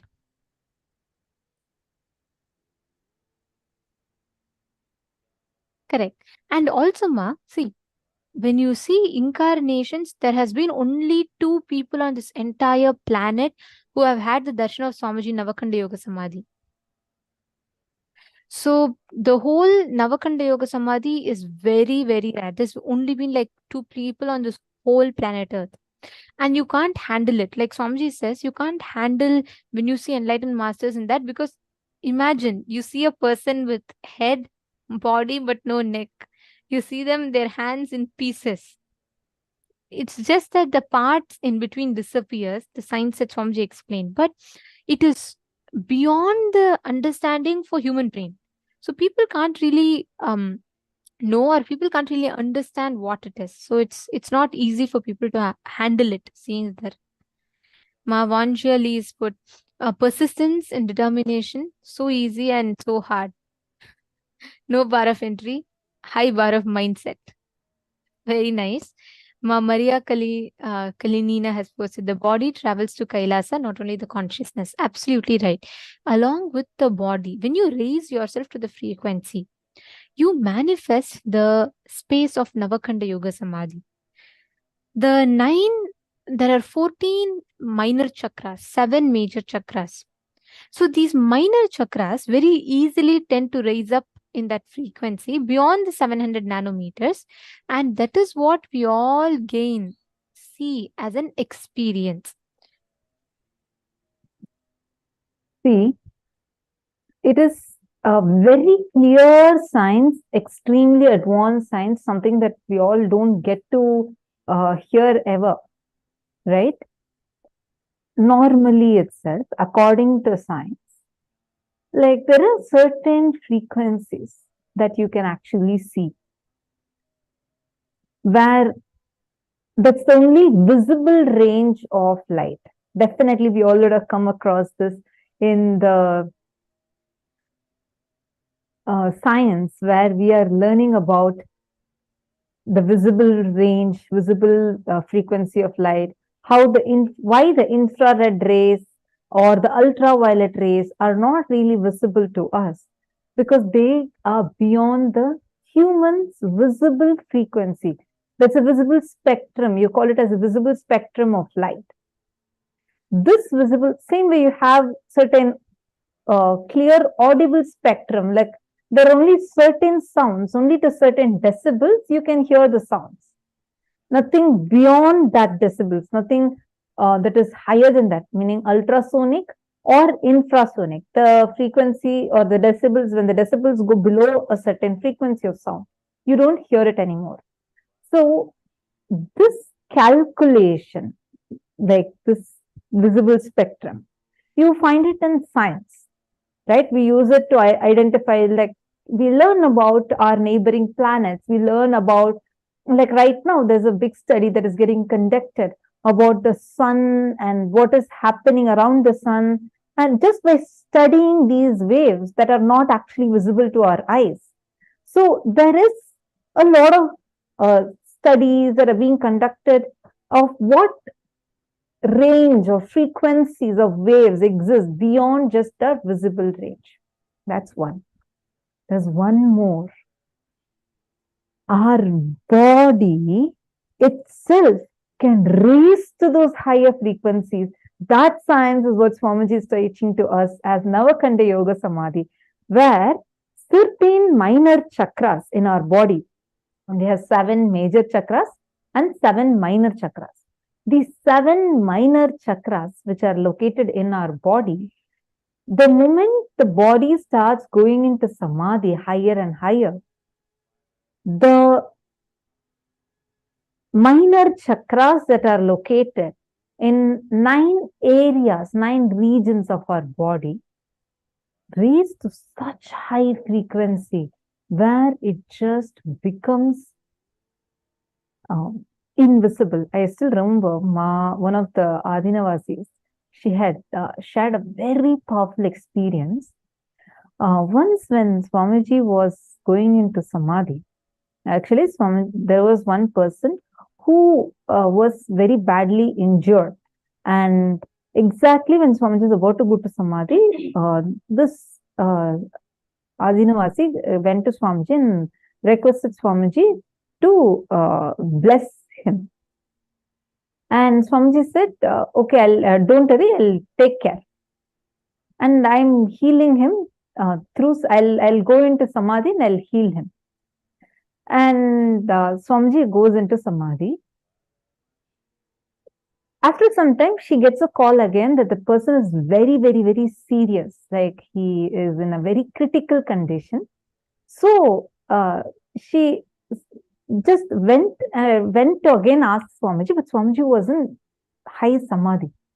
When she went to ask Swamiji, she saw that like literally Swamiji was not even visible. All she could see was intense light. And the moment like she saw that intense light, exactly at that time, in just a few seconds, she's getting a message from the hospital saying that suddenly, all of a sudden, some miracle happened and the person is starting to regain consciousness. The person's life is now secure. And she saw Swamiji in that state. She said she actually got really scared and she ran out of the place. And after Swamiji settled down from Samadhi, she asked Swamiji. Swamiji laughed and said, that's why I tell you guys not to come when I'm in Samadhi. Because like when I'm in Samadhi, I'm actually connecting through the cosmic body and healing him. So it's not a joke. See, that science, that amazing sacred science, Swamiji is giving to us as Navakanda Yoga Samādhi. Nirvikalpa Samadhi, what we all learned first. When you go into that ultimate state of unclutching, and when that unclutching state becomes eternal in you, Sada Nirvikalpa Samadhi, the perpetual completion space and unclutching space starts manifesting through you. And when that unclutching space is manifesting, that's what you call it as Nirvikalpa Samadhi. So when your consciousness ripens, you achieve Nirvikalpa Samadhi. But only when your body is ready, you can experience Navakanda Yoga Samādhi. So Navakanda Yoga Samādhi is much more advanced because it not just involves your consciousness, but it also involves your body. Okay, I have a question. Michelle Chong was asking, when Paramashiva tests your will persistence, does he create obstacles for you? Okay, Michelle, one thing, first and foremost thing. First, Paramashiva empowers you. He makes you so strong, fills you with so much of will persistence. He makes sure you are ready for it. Then, when he tests you, he creates all kinds of leelas.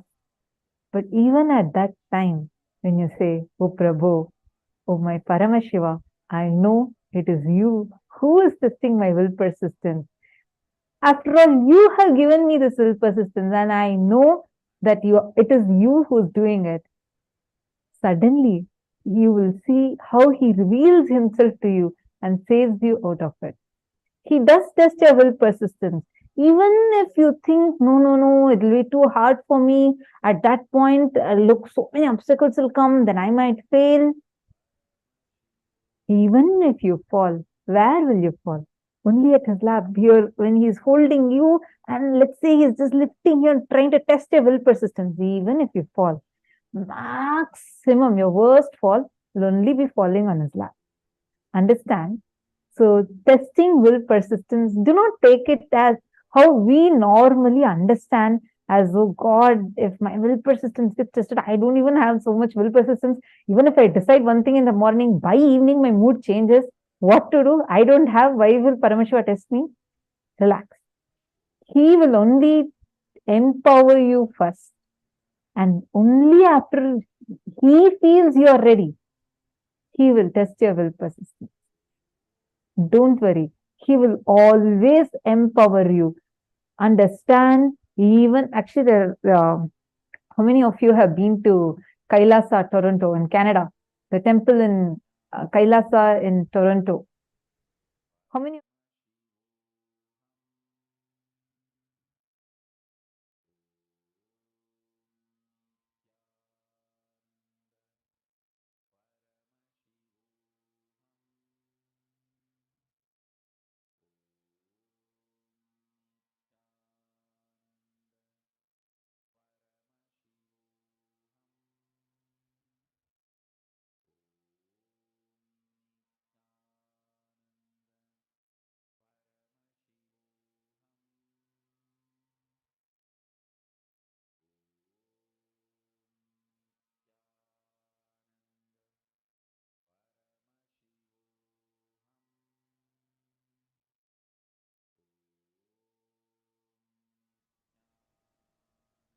Sorry for the technical glitch. I hope all of you are able to see me and hear me now. Yes. So I was telling Mom Michelle, understand, he empowers you. Who all have been to this KAILASA Toronto? Anyone who has been to this temple in Canada? Swamiji's temple in Canada? Why I'm asking is there's only temple outside of India where you'll see Swamiji has literally, it's called as Tirukailayam. Like literally the whole Kailasa is there. Very beautifully, Swamiji has installed deities. We have Paramashiva, Parashakti, Swamiji, and all the entire family of Kailasa. Along with that, that's only temple where you will find the 64 Nayanmas. In 63 Nayanmas, all of them in that temple.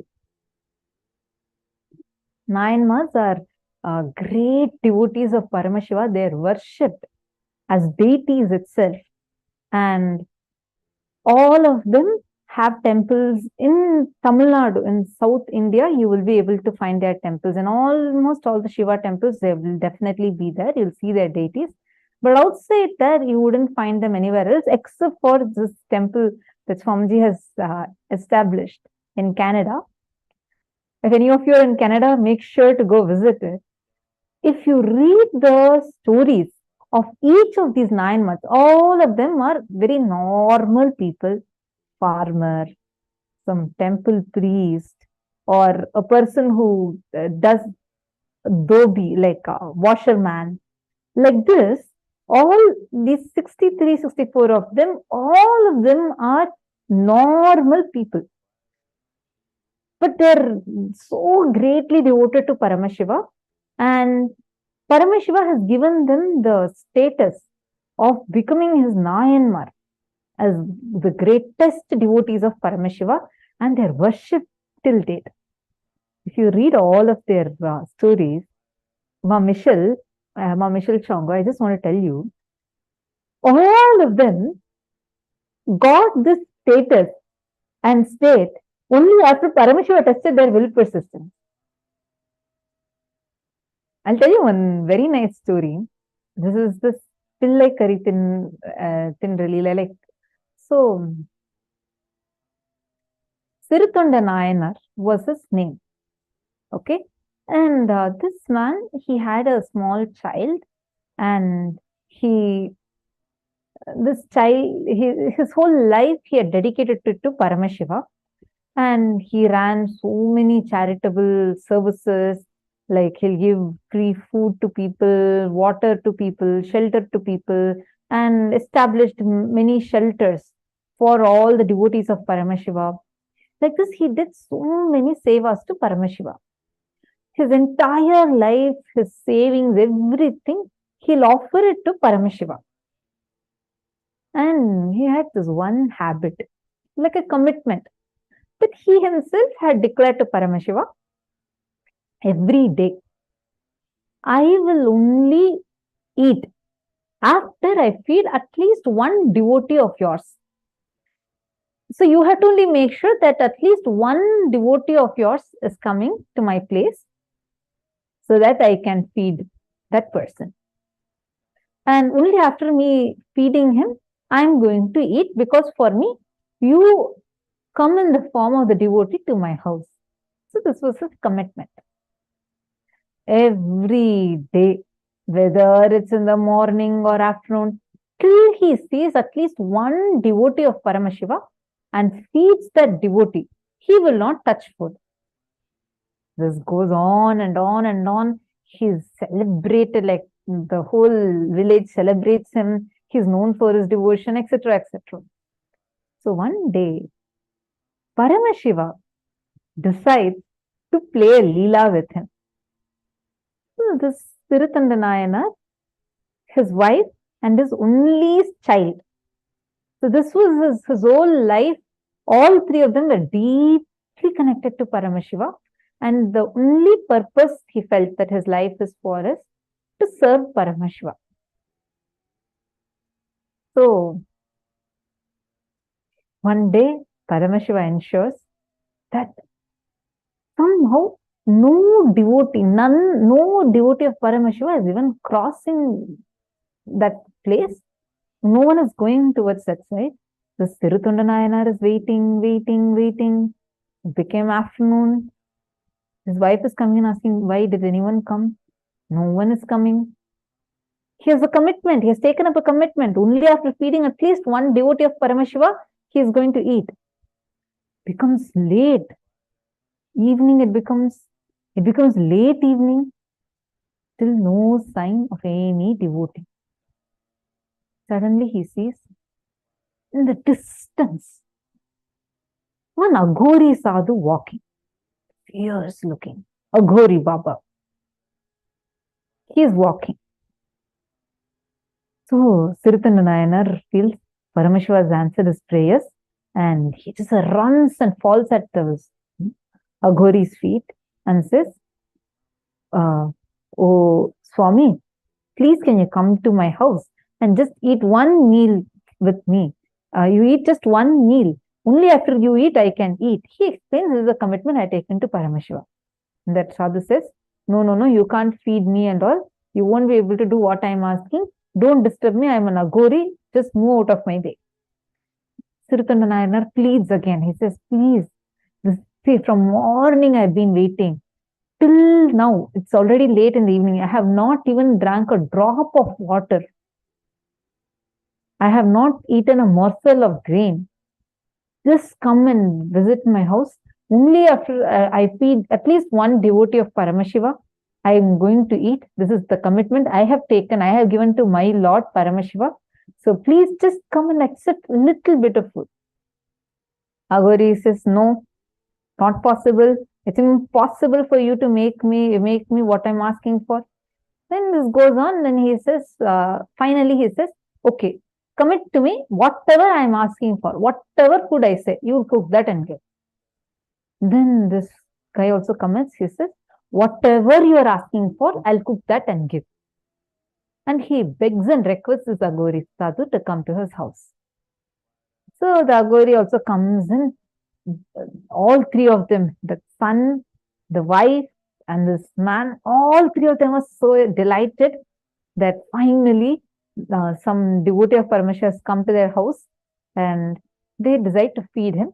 So they put the mat and they offer him water and they request, oh, Swami, you said whatever you want us to cook for you. You had asked, you will eat only that. So you ask us whatever you want. We will cook that and give. The man, the Aghori asks, are you also committing? To the wife. The wife says, yes, yes, yes, I am also committing. And whatever you ask for, I'll cook and eat. This is all right. Go cut your son into pieces, cook him and give. These two were shaken. They did not expect this. This Aghori Sadhu is telling, cut Sritan Nayana's own child again. Yes, again. Swami, what exactly are you asking? The Aghori says, I am very clear with my words. Kill your son, cook him and give. Otherwise tell that you are not able to follow your commitment. Sirutunda Nayanar is shaken. He never expected this. This was like a very strong test for his will persistence. He is shocked. He says, he looks at his wife is also crying. He is also crying. The wife also says, yes, we don't have a choice, or better, I'll just die. I can't do something like this. The son goes up to them and says, why are you both crying? This is what Paramashiva wants. Do it.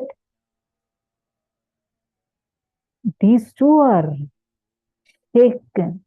But then they both decide, we will do. This is the worst thing ever that any parent could even think, they cannot even think of.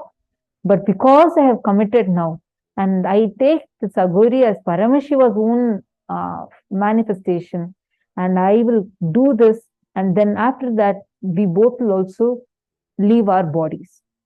They decide like this, and actually cut him and cook him and give it to the sadhu, weeping, and they are not able to stand. They go and keep it in front of the Aghori sadhu, and they move aside.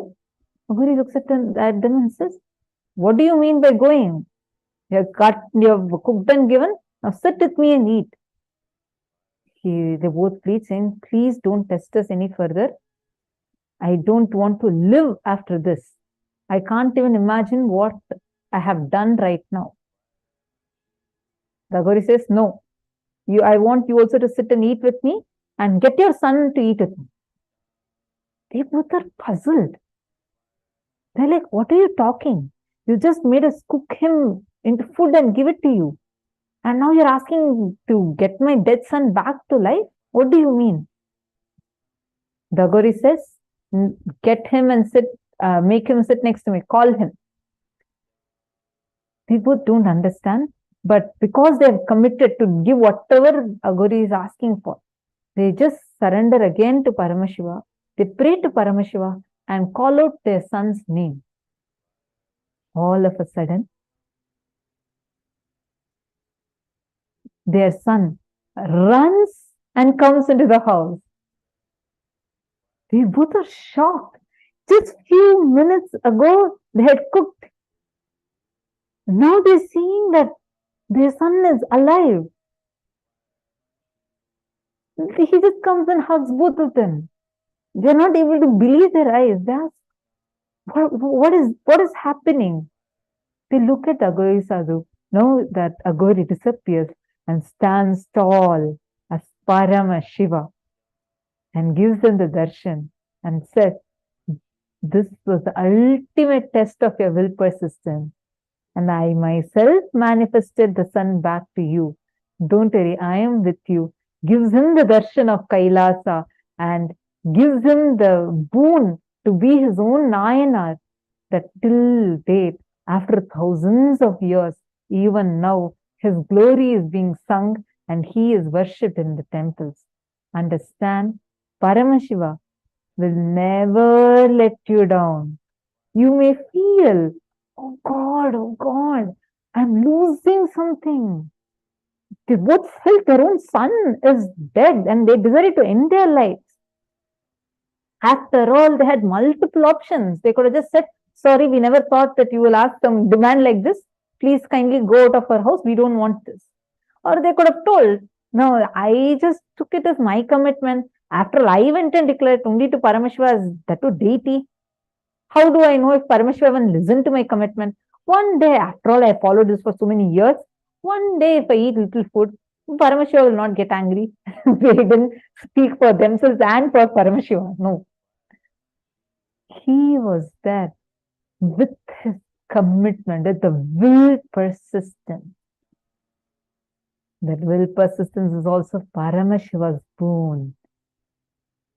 And Paramashiva played at that will persistence.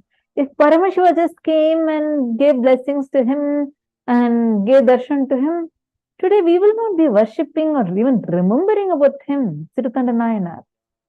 But we have temples where the Sirutanda Nayanar is worshipped. It's not because of the charitable services he did, not even because the fasting he did for Paramashiva, not even because of patiently waiting that day without eating till that Paramashiva's devotee came. But he was ready to give even his life, even give up his life for that one commitment that he gave to Paramashiva from his side. Understand, whenever you do anything, when you commit,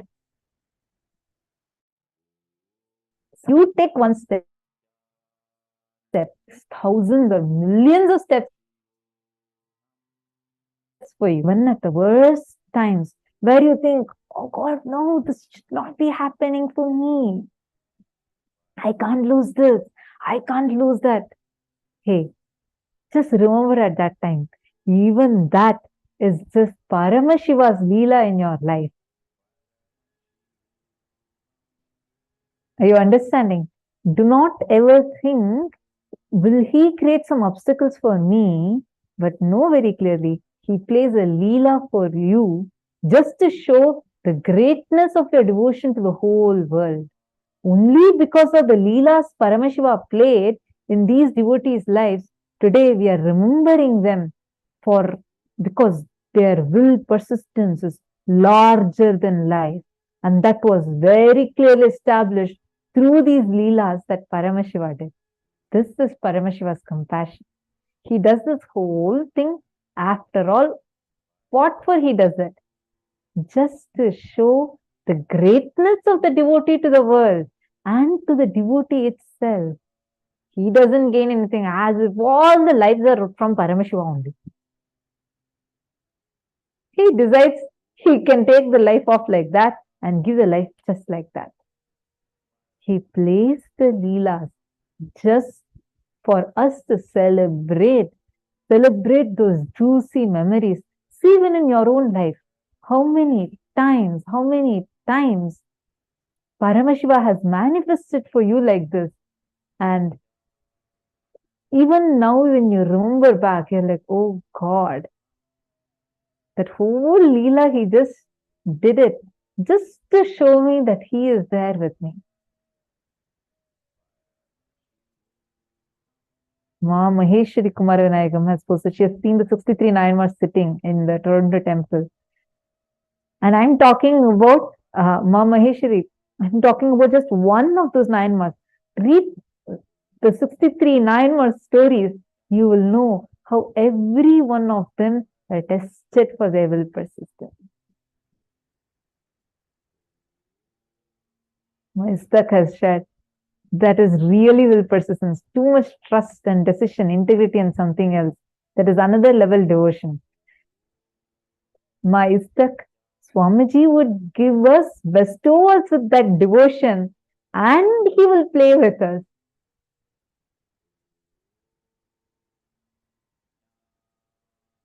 How many of you are understanding this? I see some of you crying in tears of gratitude.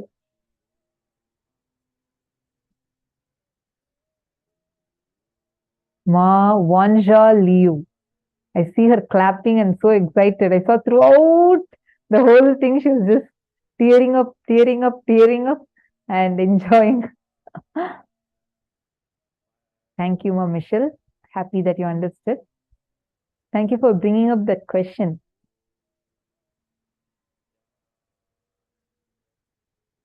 Nithyananda, Ma Kalyani. Do we enter the Samadhi by meditating? Dhanyar Bhatyaraya, through initiation. You enter that through initiation.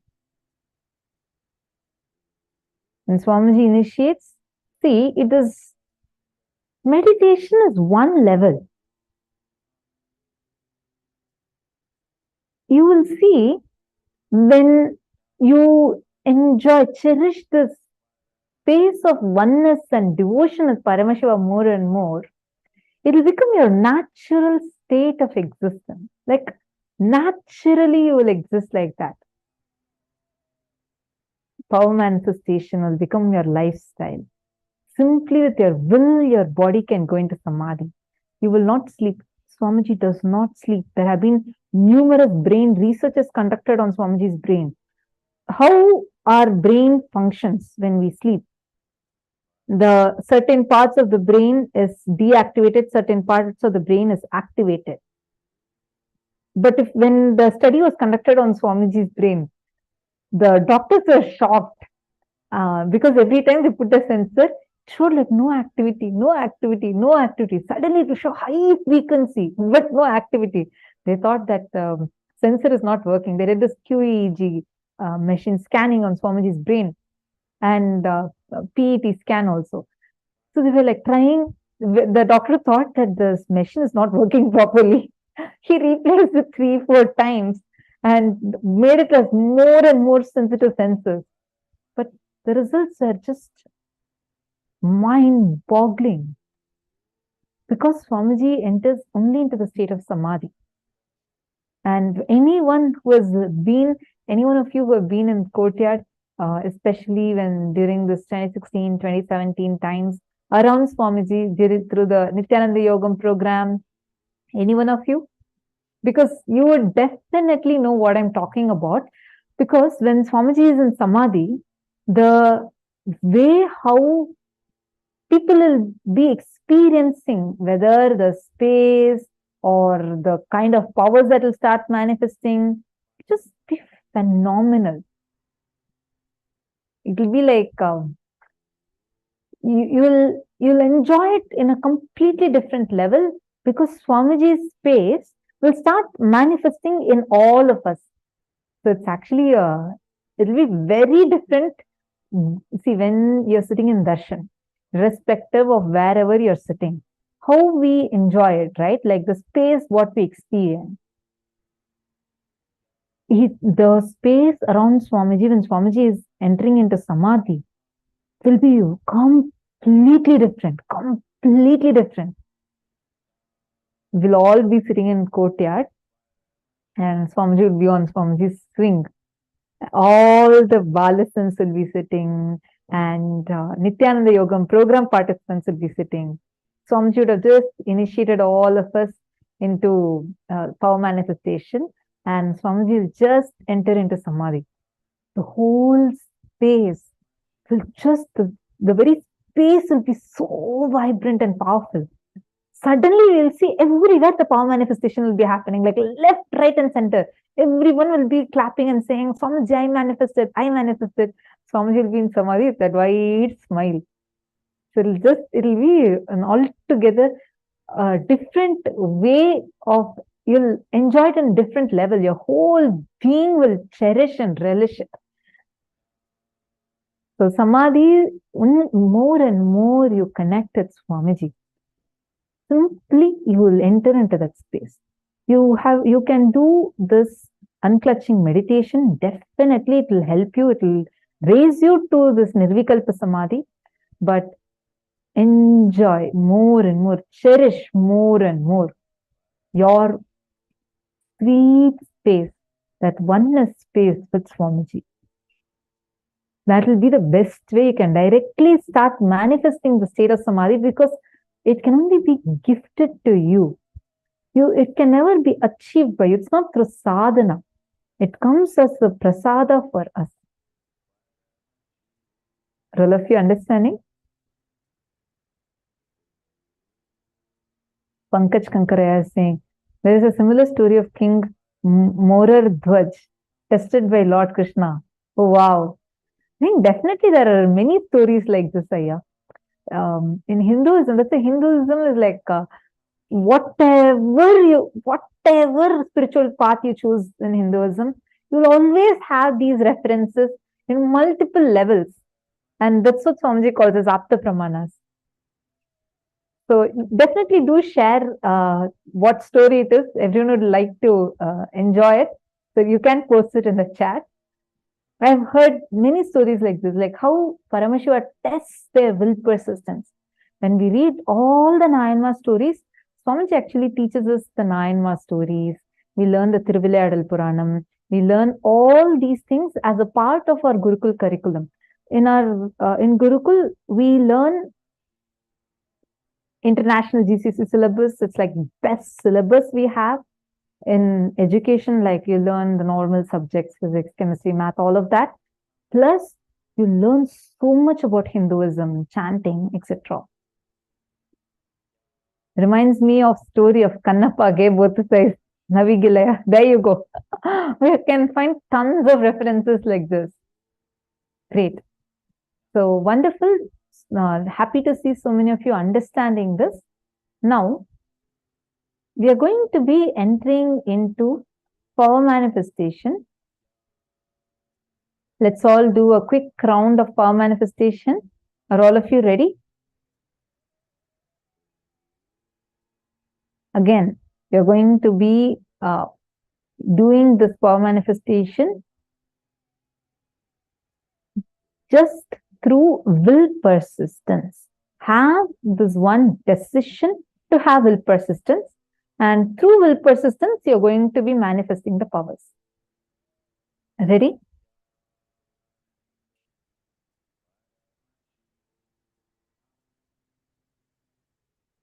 Now we are going to be manifesting the power of levitation and materialization.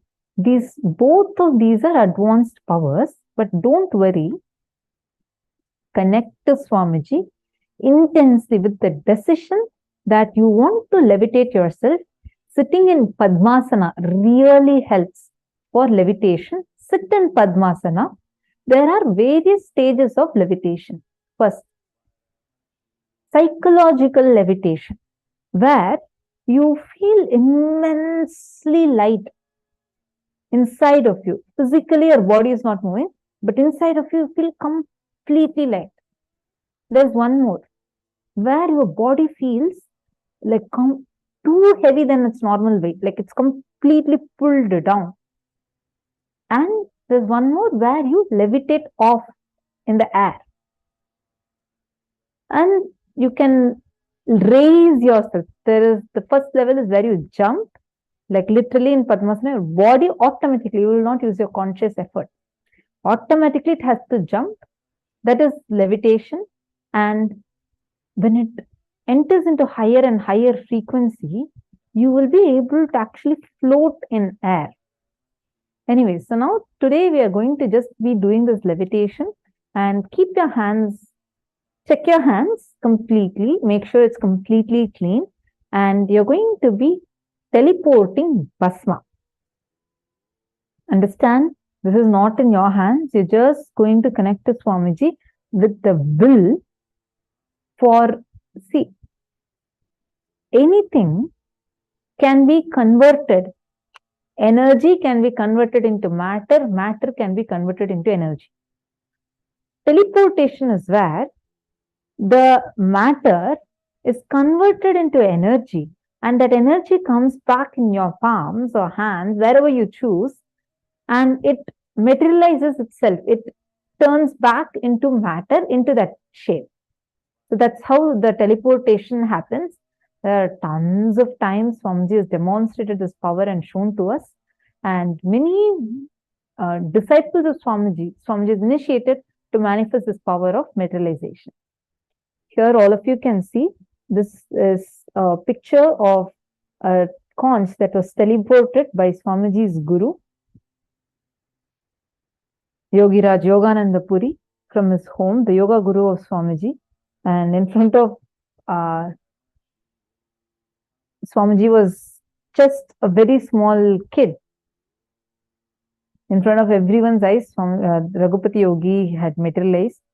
Raghupati Yogi's son said, "Father, that conch is missing from the puja items." And he replied, "I told you it has reached where it needs to reach." Actually, this is even there in the son's interview as an eyewitness testimonial. It is there. Now, we all are going to be manifesting this very power. We are going to play the Mahavakya, do intense unclutching. First, choose what exactly you want to do. Pray to Swamiji where you are wanting to levitate, as well as you are going to be materializing Bhasma in your palms. Going to materialize Vibhuti, Bhasma on your palms. Just keep that as a will inside of you first. Chant Mahavakya, pray to Swamiji for it. Then sit as much as possible, sit in Padmasana. Lock your palms like this. And when we'll start playing Mahavakya, just close your eyes and do intense unclutching, where you're not going to create a thought. Do not sustain a thought. Do not destroy a thought. Just unclutch from it. Witness it. Don't get attached to any thought. Do not react to any thought. Do not cherish any thought. Whether it's a good thought, bad thought, don't even judge. Don't even entertain anything with it. You're just going to unclutch and you will see how the materialization starts happening. Now please start.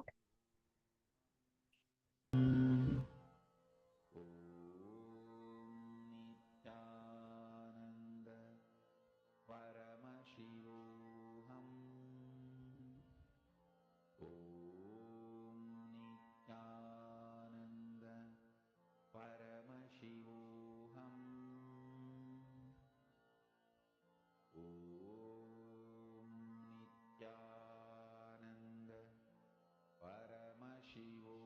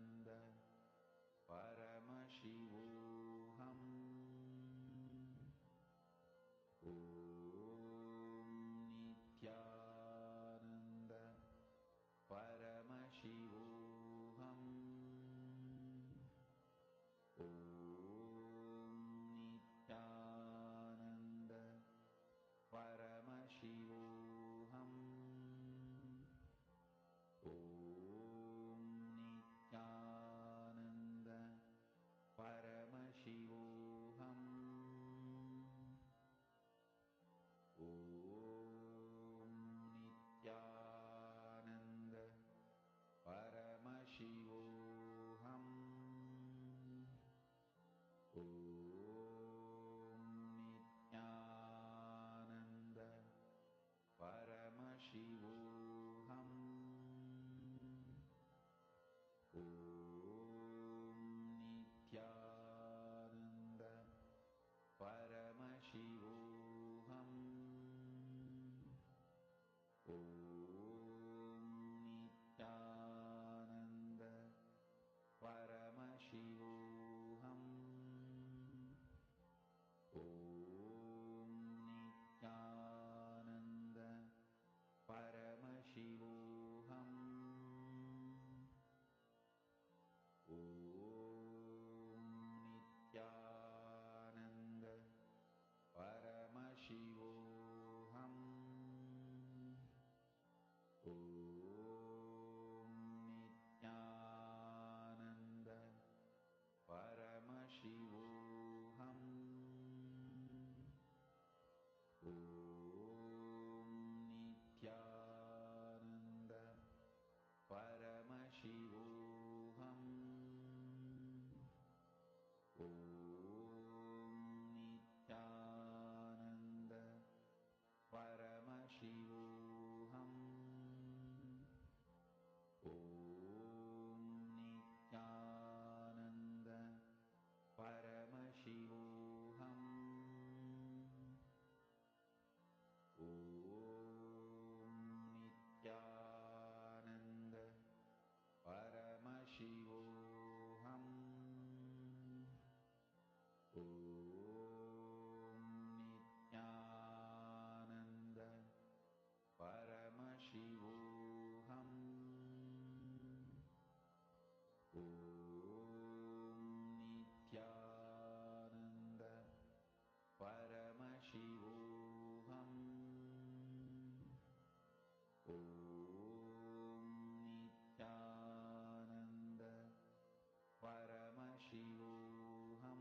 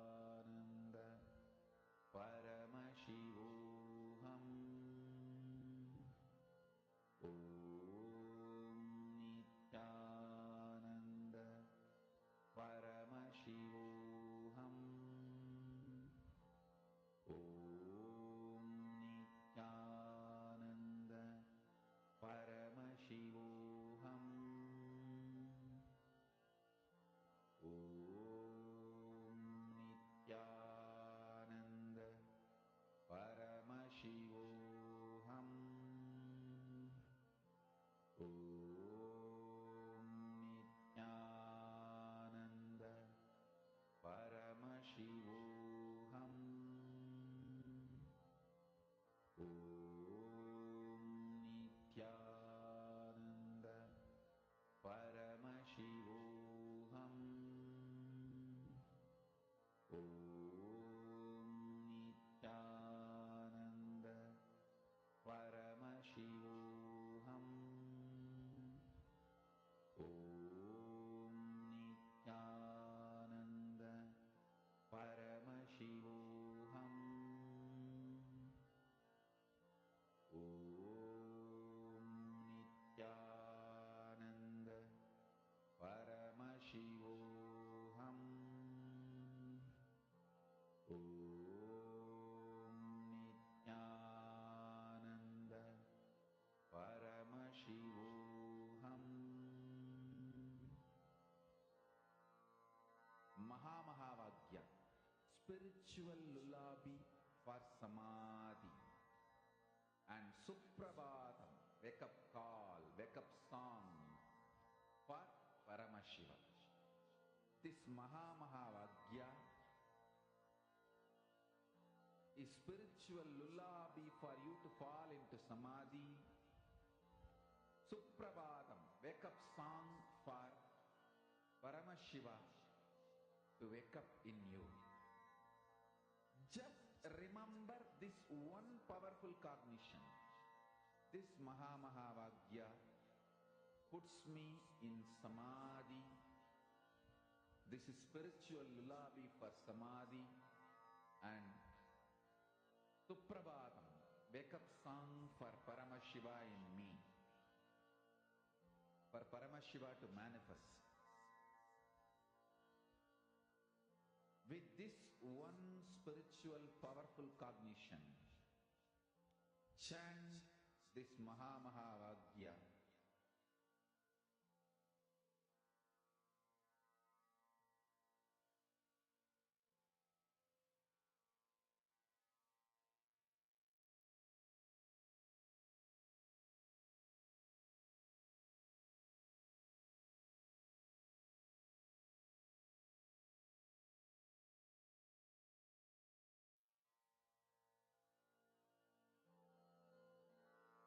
Mahamahāvagya, spiritual lullaby for Samadhi, and Suprabhatam, wake up call, wake up song for Paramashiva, for Paramashiva to manifest.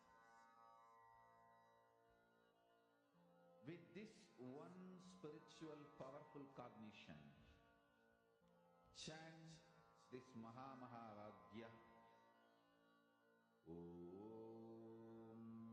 Nithyananda Paramashivoham. Om Nithyananda Paramashivoham. Om Nithyananda Paramashivoham. Om Nithyananda Paramashivoham. Om Nithyananda Paramashivoham. Om Nithyananda Paramashivoham. Om Nithyananda Paramashivoham. Om Nithyananda Paramashivoham. Om Nithyananda Paramashivoham.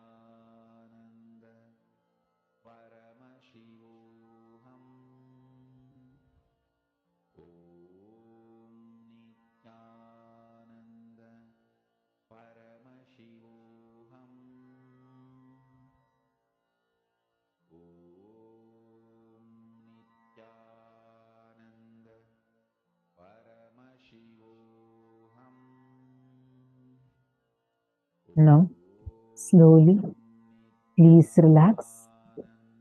It's time. All of you, please relax. Please settle down and check your palms now. Take a few minutes and check.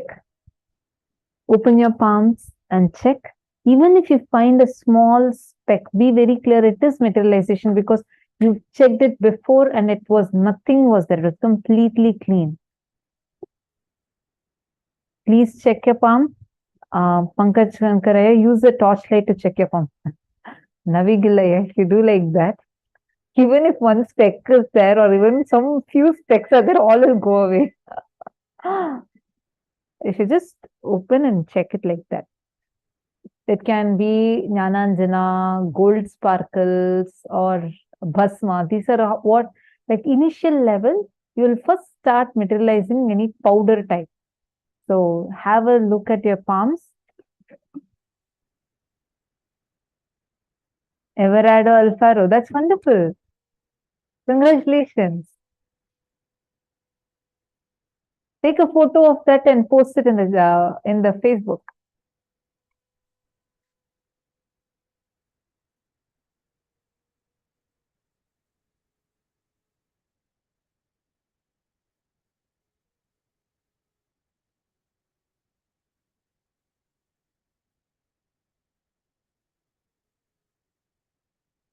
Okay, wonderful.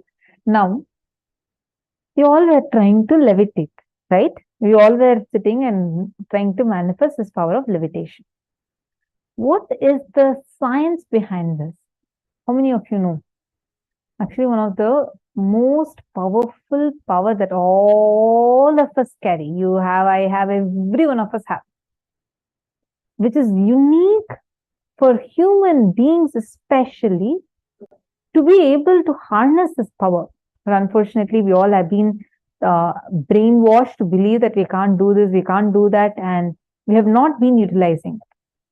It's sleeping inside all of us. What is it? Come on, take power or Shakti in all of us. But it is dormant, sleeping. If that gets awakened, you can manifest it into anything that you want. What is it? What Shakti is it? Because we're going to be learning about that. Ming So Sheng. You manifest holy ash and means Basma and gold powder. Wow. Virupaksha, that's not called manifestation.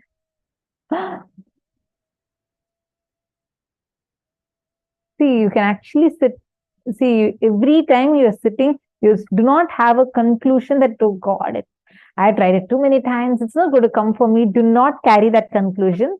Sit every time like you're sitting for the very first time. And connect to Swamiji, you will start materializing. So tiny, it took so long to find Mavanjali. See, more and more you sit into the power manifestation, you'll actually really start manifesting it. Very powerfully, you start manifesting it. Okay, now, come on, all of you take a moment and tell me what is it that we are going to, which session are we going to be entering into? This is literally your inner potential energy. What is it? We are going to be learning about your inner potential energy. What is it called as? Okay, I see one person who has guessed it right. Navigilaya has posted. That's right. Yes, we are going to be learning about Kundalini Shakti. You would have heard this word Kundalini in many places. But what is it exactly? And why should anyone awaken it? Should it be awakened at all?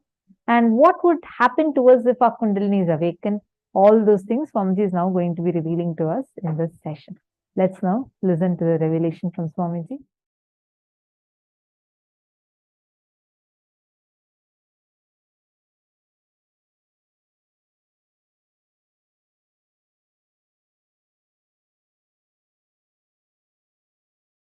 Shiva is the source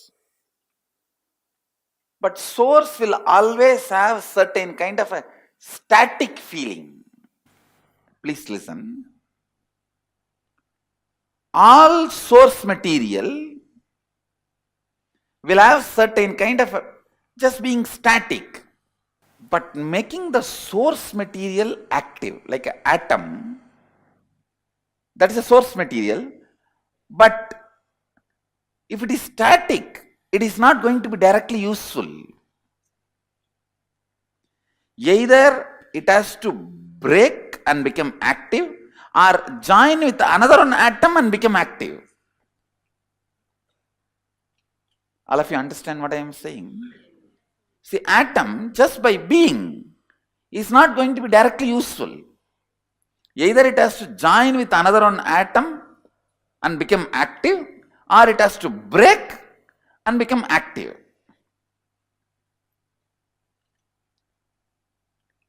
Only when it becomes active, it is directly radiating energy, power, does what we want.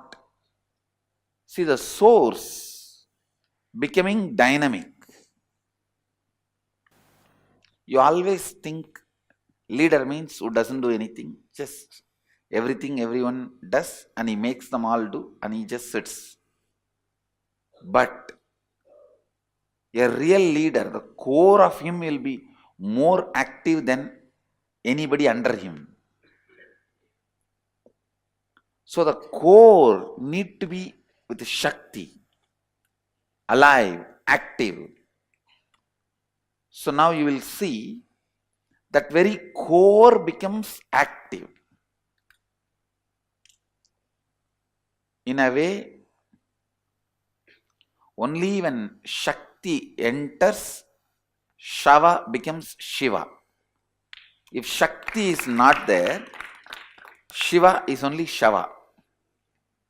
See, only when the Devi sits, it becomes Pancha Brahmasana, means where the five gods, Brahma, Vishnu, Rudra, Ishana, Sadashivam, all the five make a seat. See, the five God means five activity: creation, maintenance, destruction, putting in people into delusion, and enlightenment, giving enlightenment. This five activity is done by five gods. All these five is the asana, seat for Devi, Shakti. When Shakti sits, it becomes Pancha Brahmasana. All the five become gods. When Devi is not sitting, it is Pancha Predasana, five body. So it is becoming active that brings life.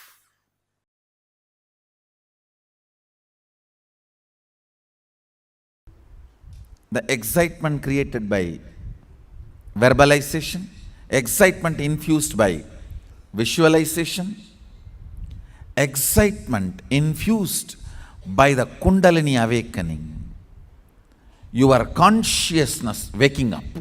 These are the three levels of Shaktipada you go through. Every day in your life, these three Shaktipada, any one you go through, or all three.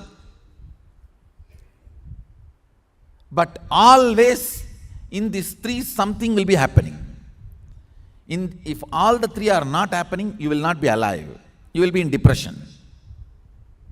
Literally dead, waiting for the breathing to stop. Waiting for the breathing to stop. These three fuels. Verbalization instigated excitement. Visualization instigated excitement. Kundalini instigated power. In these three, any one Shaktipada will be always happening in your life. Without all these three, you can't be alive. If all these three are not there, that's what I call depression or depression. To make it more raw. Stuck.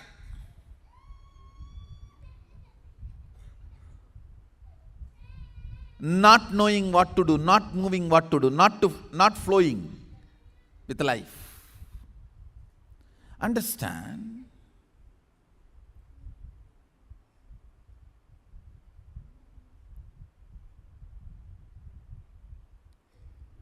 More and more getting comfortable with the Kundalini based excitement and functioning is Ishwaratva. Listen. Verbal inspiration, if it makes you functional, you will be a very logical person. Doing all the logical work, you will be so excited and you will be almost like a settled, you are in your best. I have seen few people. All they need is just a microphone. You don't even need to put volume. And they don't need people in front. Just a microphone and imagination that they can talk and people are there in the front. Enough. They are in their best. They don't care whether the people in the front are sleeping, sitting, listening. No, nothing matters.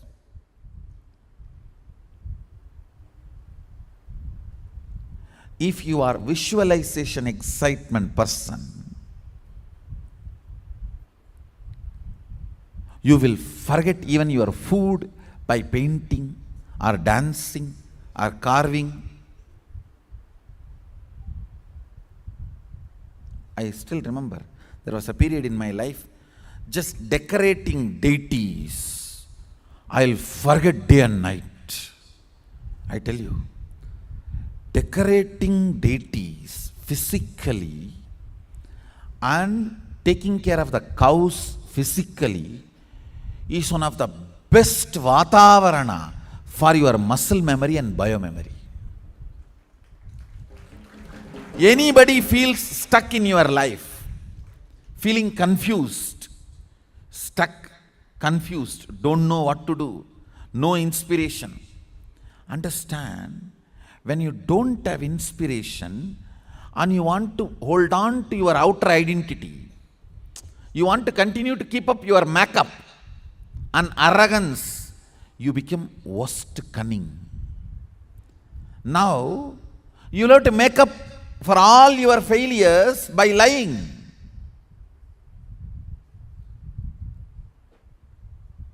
That is the worst way of building muscle memory. But I tell you, the best way of building muscle memory and biomemory, when you take care of the cows, you see, please understand, cow is not something I am talking about because I am born in Hindu tradition. Please understand, the very biomemory, muscle memory, DNA of the cow awakens certain energy in you, joy, peace, completion, sacrifice. No wrong fuel is possible. Fuel has to be right.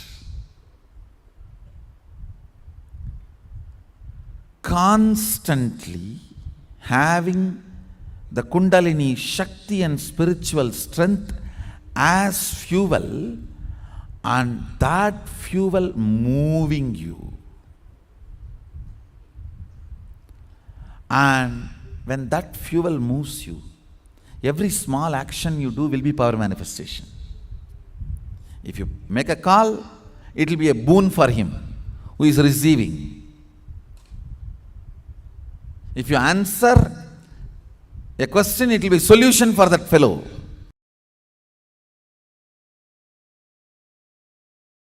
Conscious resources.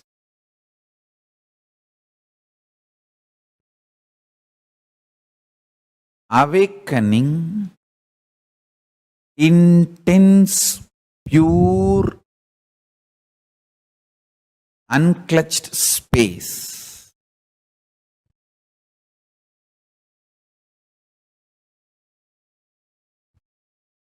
Listen to these two words, conscious resources, awakening pure, unclutched space. These two supports one another. If you start manifesting power, conscious resource, that inspires you to unclutch. Unclutching makes you experience more conscious resources. More conscious resources makes you more unclutched. Like a Nirahara Samyama is one of the conscious resource. Ability to deal when your stomach is throwing tantrum. I need food, I need pizza, I need burger. Ability to handle your stomach when it throws tantrum is a conscious resource. And that inspires you to unclutch. And unclutching makes you manifest more conscious resources and makes you manifest powers. When you manifest power, you know the Kundalini Shakti oozing out from inner space and does wonderful, miraculous things around you.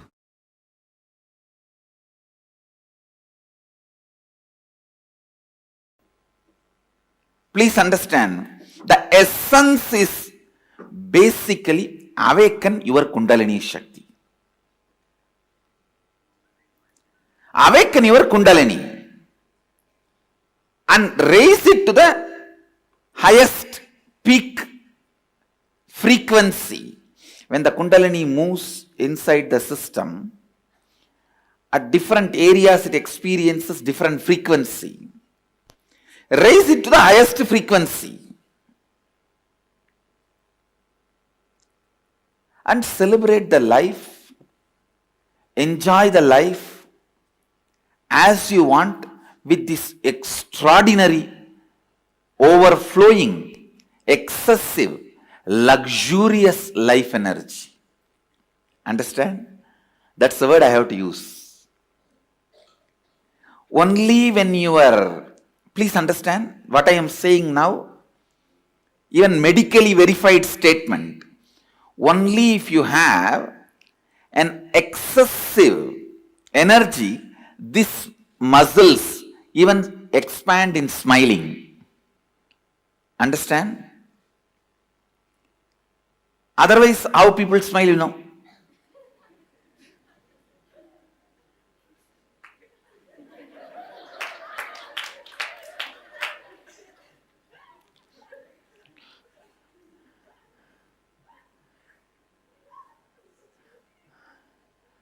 Now I am telling you,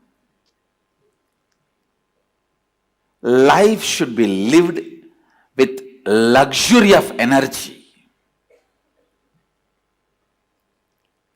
I am telling you, if you think the car you drive, the chair you sit, and the house you live, that only demonstrates your luxury.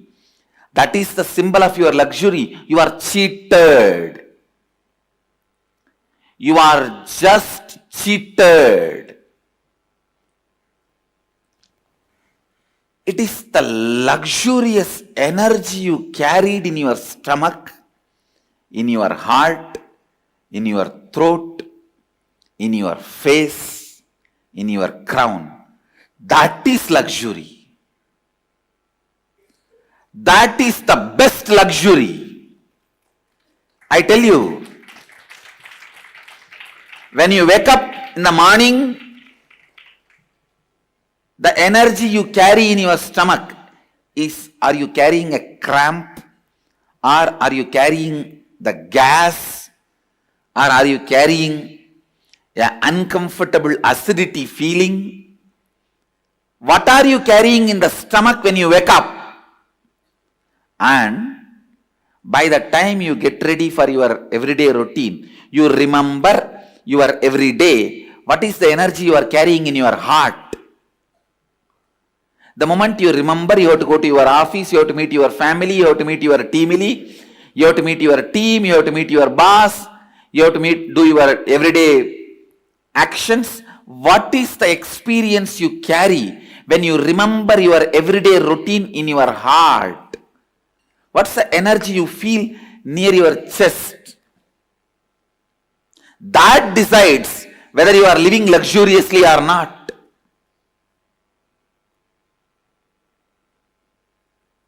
The way you carry yourself, what your shoulders are feeling.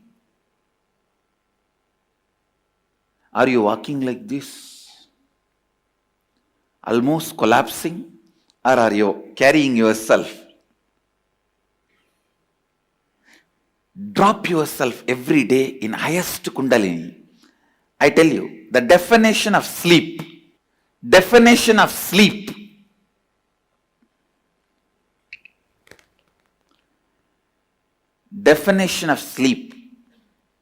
you should never feel tired, bored when you close your eyes and rest your body. You should not be feeling restless. Understand? Restlessness means insomnia, sleeplessness. Turning this side, that side, tossing around. Neither you should be exhausted and drop yourself in the bed and fall asleep, nor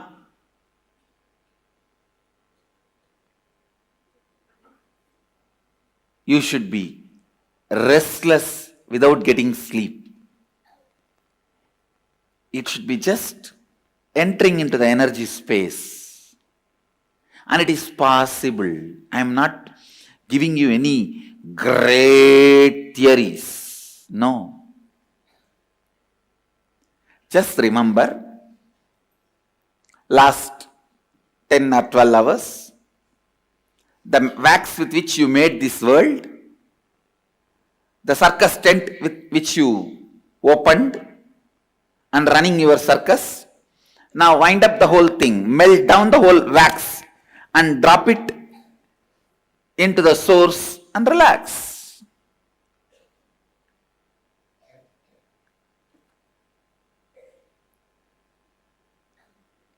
The circus tent, the poles and the cloth and the lamps, rings and the ringmaster, animals and the visitors, viewers, fans who are clapping and few people who are protesting that animals should not be tortured. Everybody is you. Every night when you are dropping into that space of powerfulness, remember, everybody is you. You are doing this drama. You already gave the script to all of them and playing the game. You are doing this drama. You have given the script.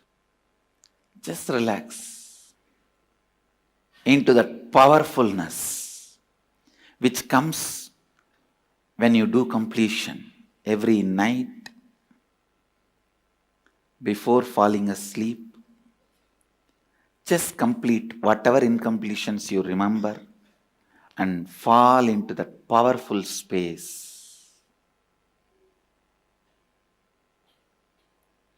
Fall into that powerful space. Neither you should be tired or bored or exhausted when you fall asleep, nor you should be restless, sleepless.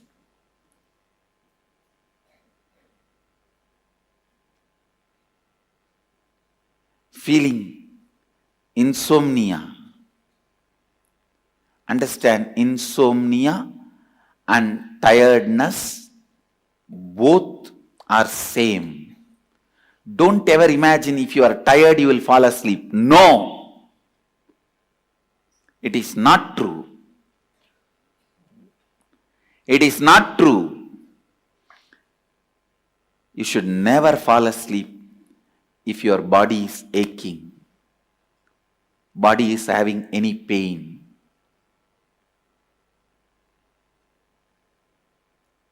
Complete with all the physical, mental pains, boredom, all that.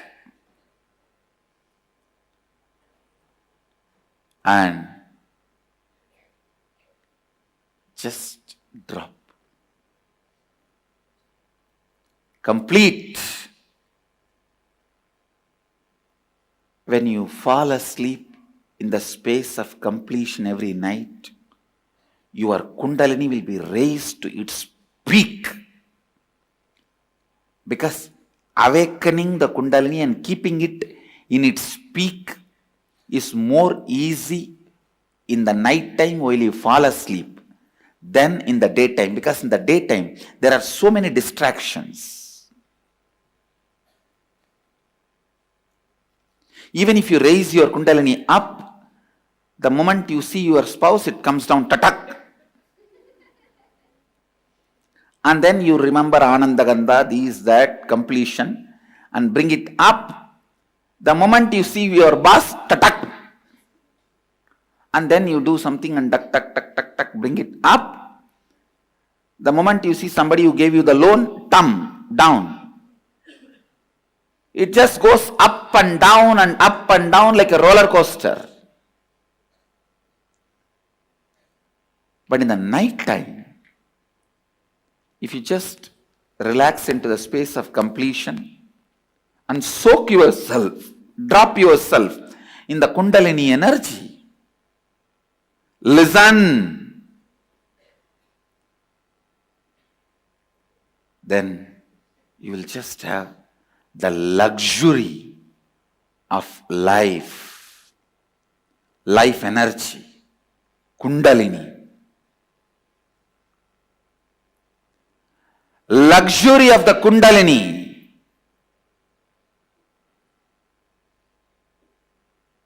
is the gift I am giving it to the world. Understand? Anybody who claims you are my disciple, follower, devotee, you should have received this gift, luxury of Kundalini.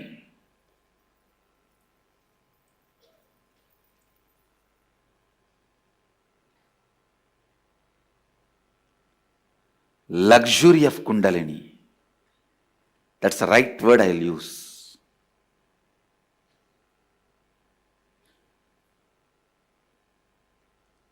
No question of any powerlessness.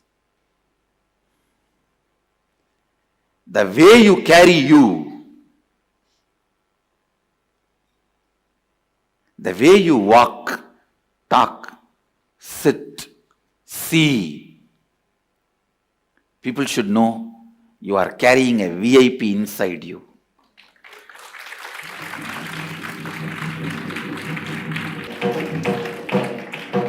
You are carrying somebody very important in your heart. When I had the enlightenment experience, first instruction Kuppamal gave me is this only. Around 2.5 days I was in that vast 360-degree experience. It will feel like as if the whole sky is centered on my Anandagandha. If I have to put a cartoon, huge, the whole sky, and I have to bring 2 lines and connect it to my Anandagandha. It will look like a huge balloon which is tied to my Anandagandha, and that balloon is the whole cosmos. She used to cook and feed me, and she also used to give a lot of uncooked herbs to prepare my body and keep my body stable. The first instruction she gave after 2.5 days, remember, Brahmaivaham. Please understand, she says, remember, this body is the vehicle of Brahman. cosmos. She did not tell me, Aham Brahmasmi. She said, Brahmaivaham. Means let this body is a vehicle of that Brahman. You are carrying the most important person in the world. Not VIP, very important person. MIP, most important person. Let's create a new word. Most important person. Brahmaivaham.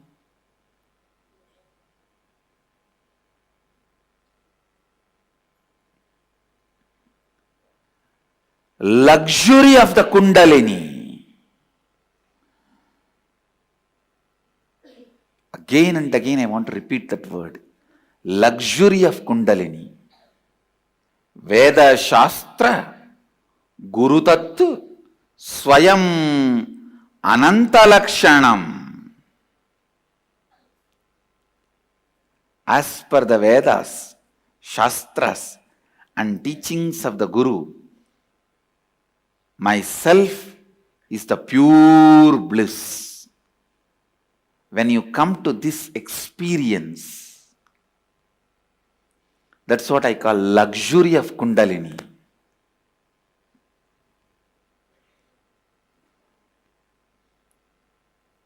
How you carry your shoulders and neck every day when you walk out of your room to live your life.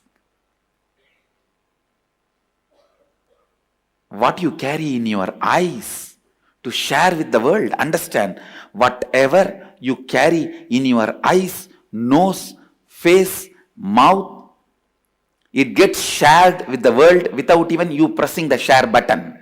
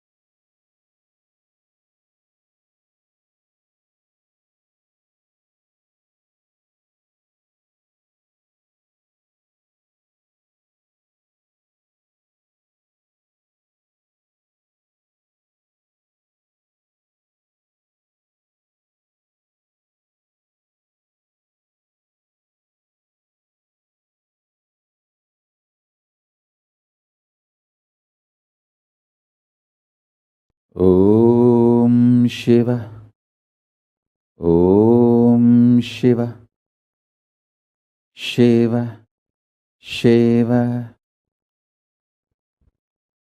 All of you sit straight. I'll describe elaborately, detailed way, intensely,